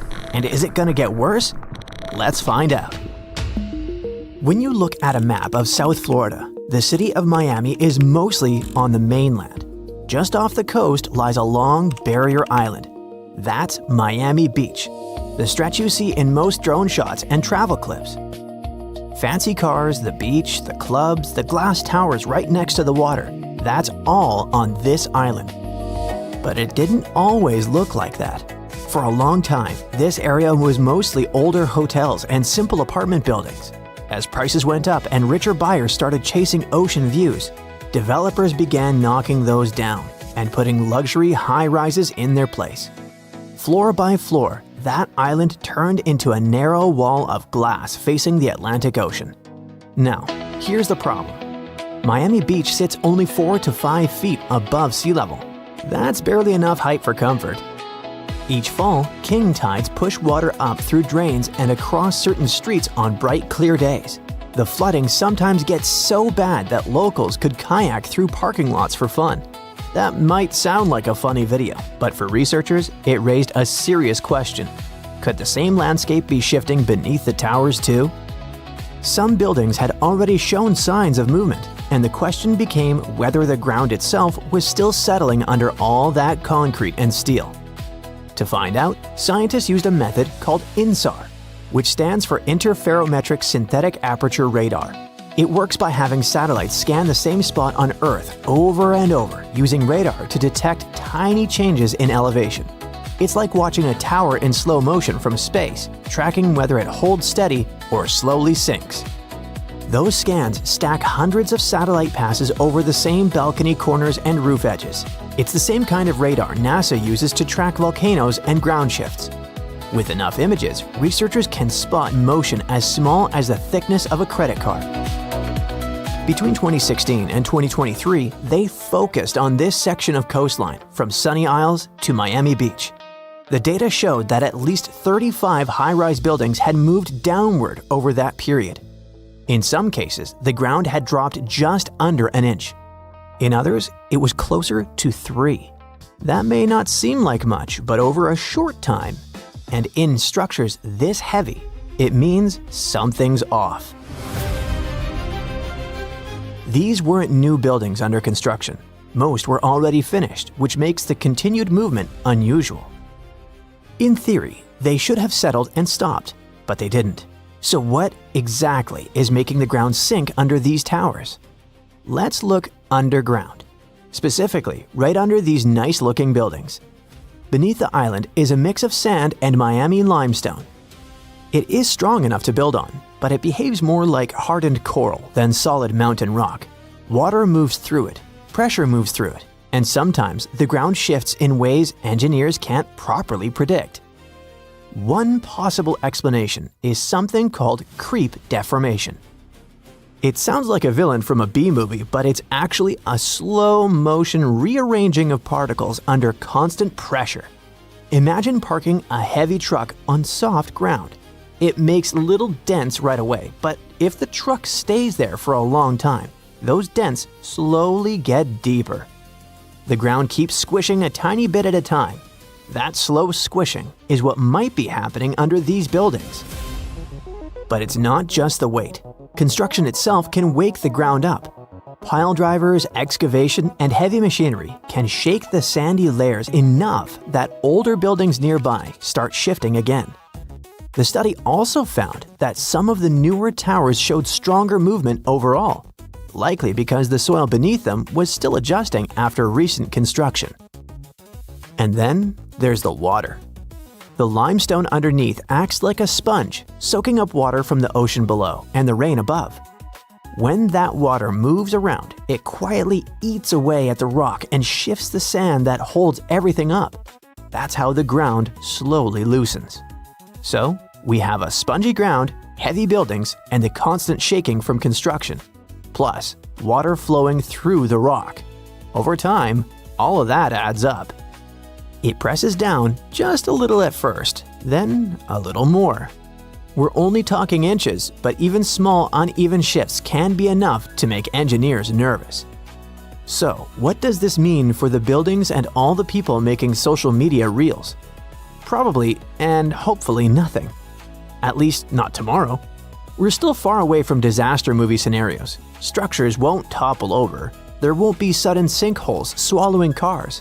It's not how it works. But this problem does raise some eyebrows, especially after what happened just a few miles north in Surfside.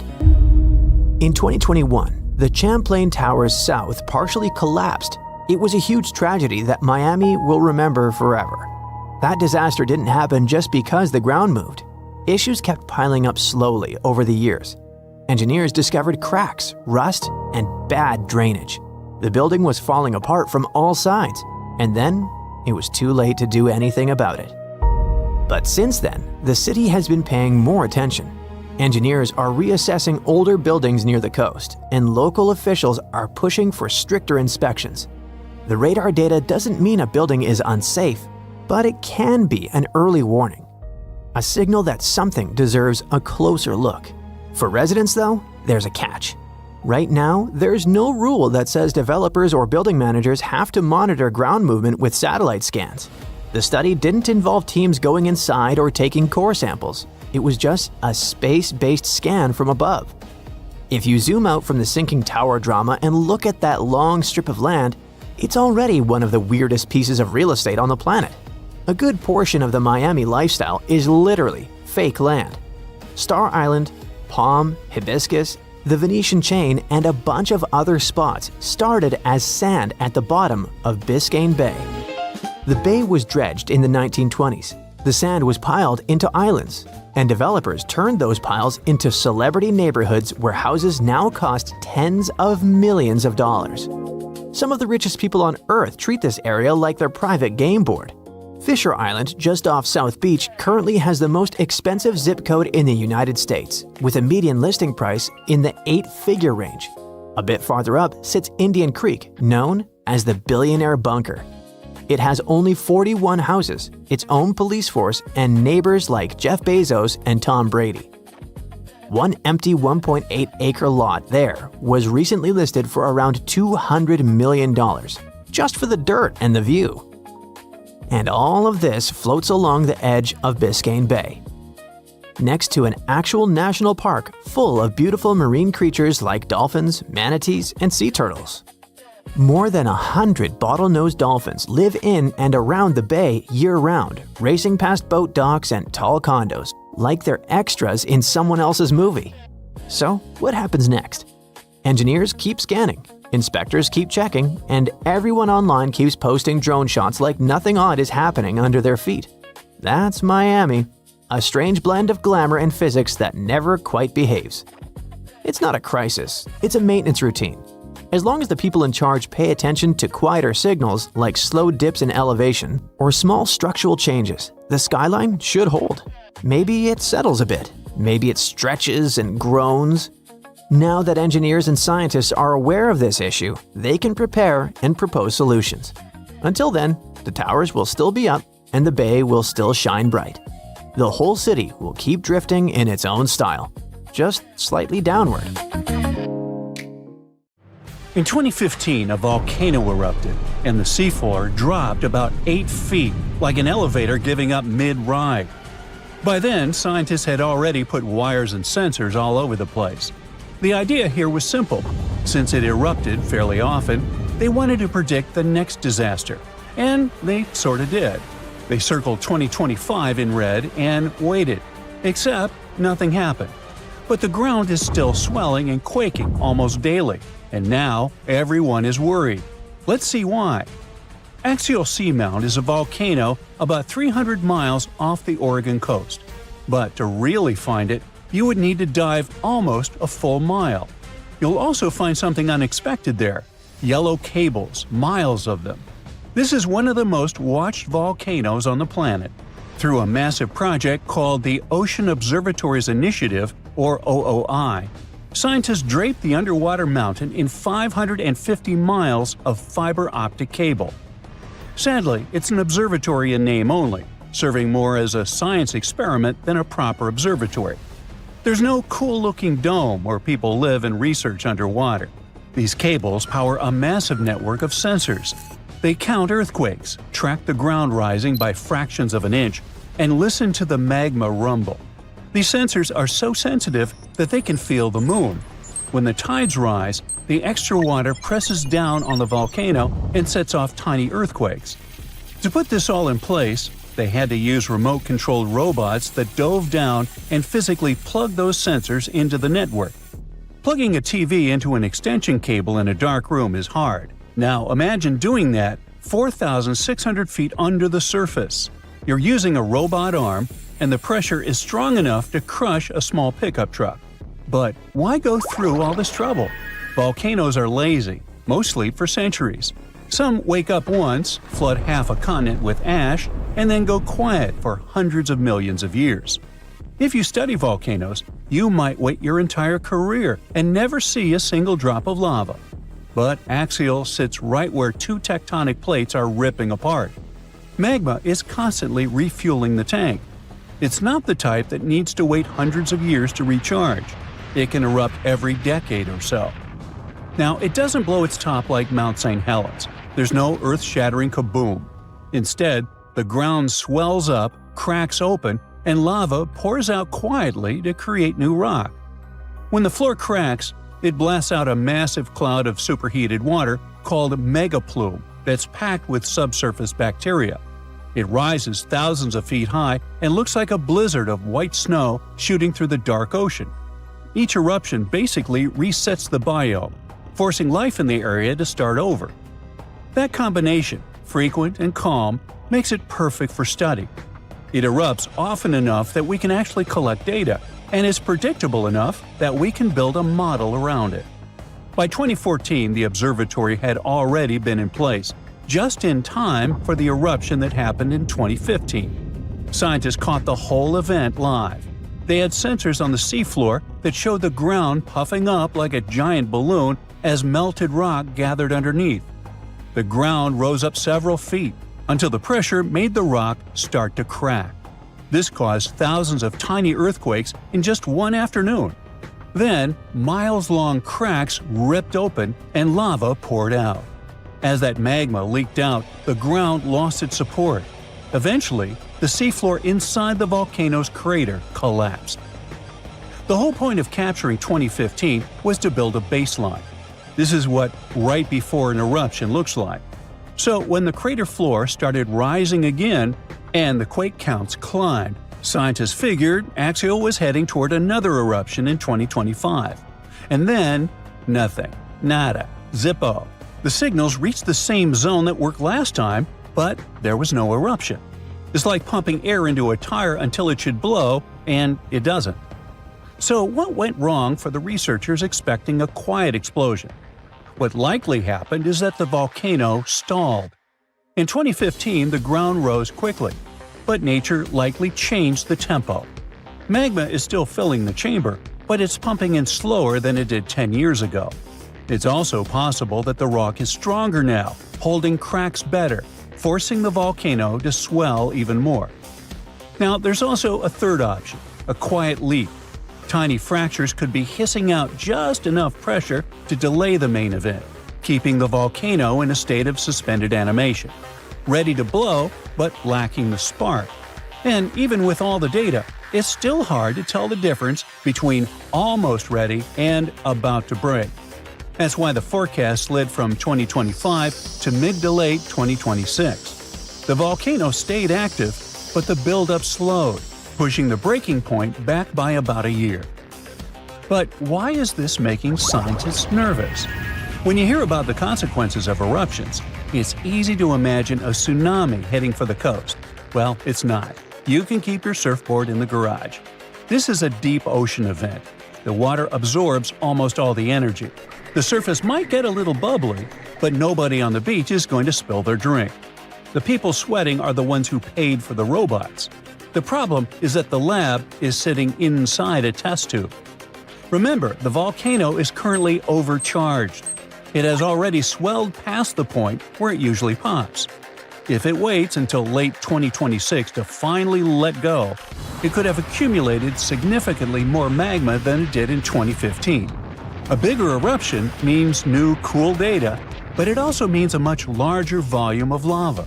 Those expensive yellow cables and delicate sensors, they're sitting right in the splash zone. If the lava follows the old paths, the gear is fine. But an overpressurized release could rip open new cracks in the seafloor. If that happens, researchers could lose millions of dollars of equipment in seconds.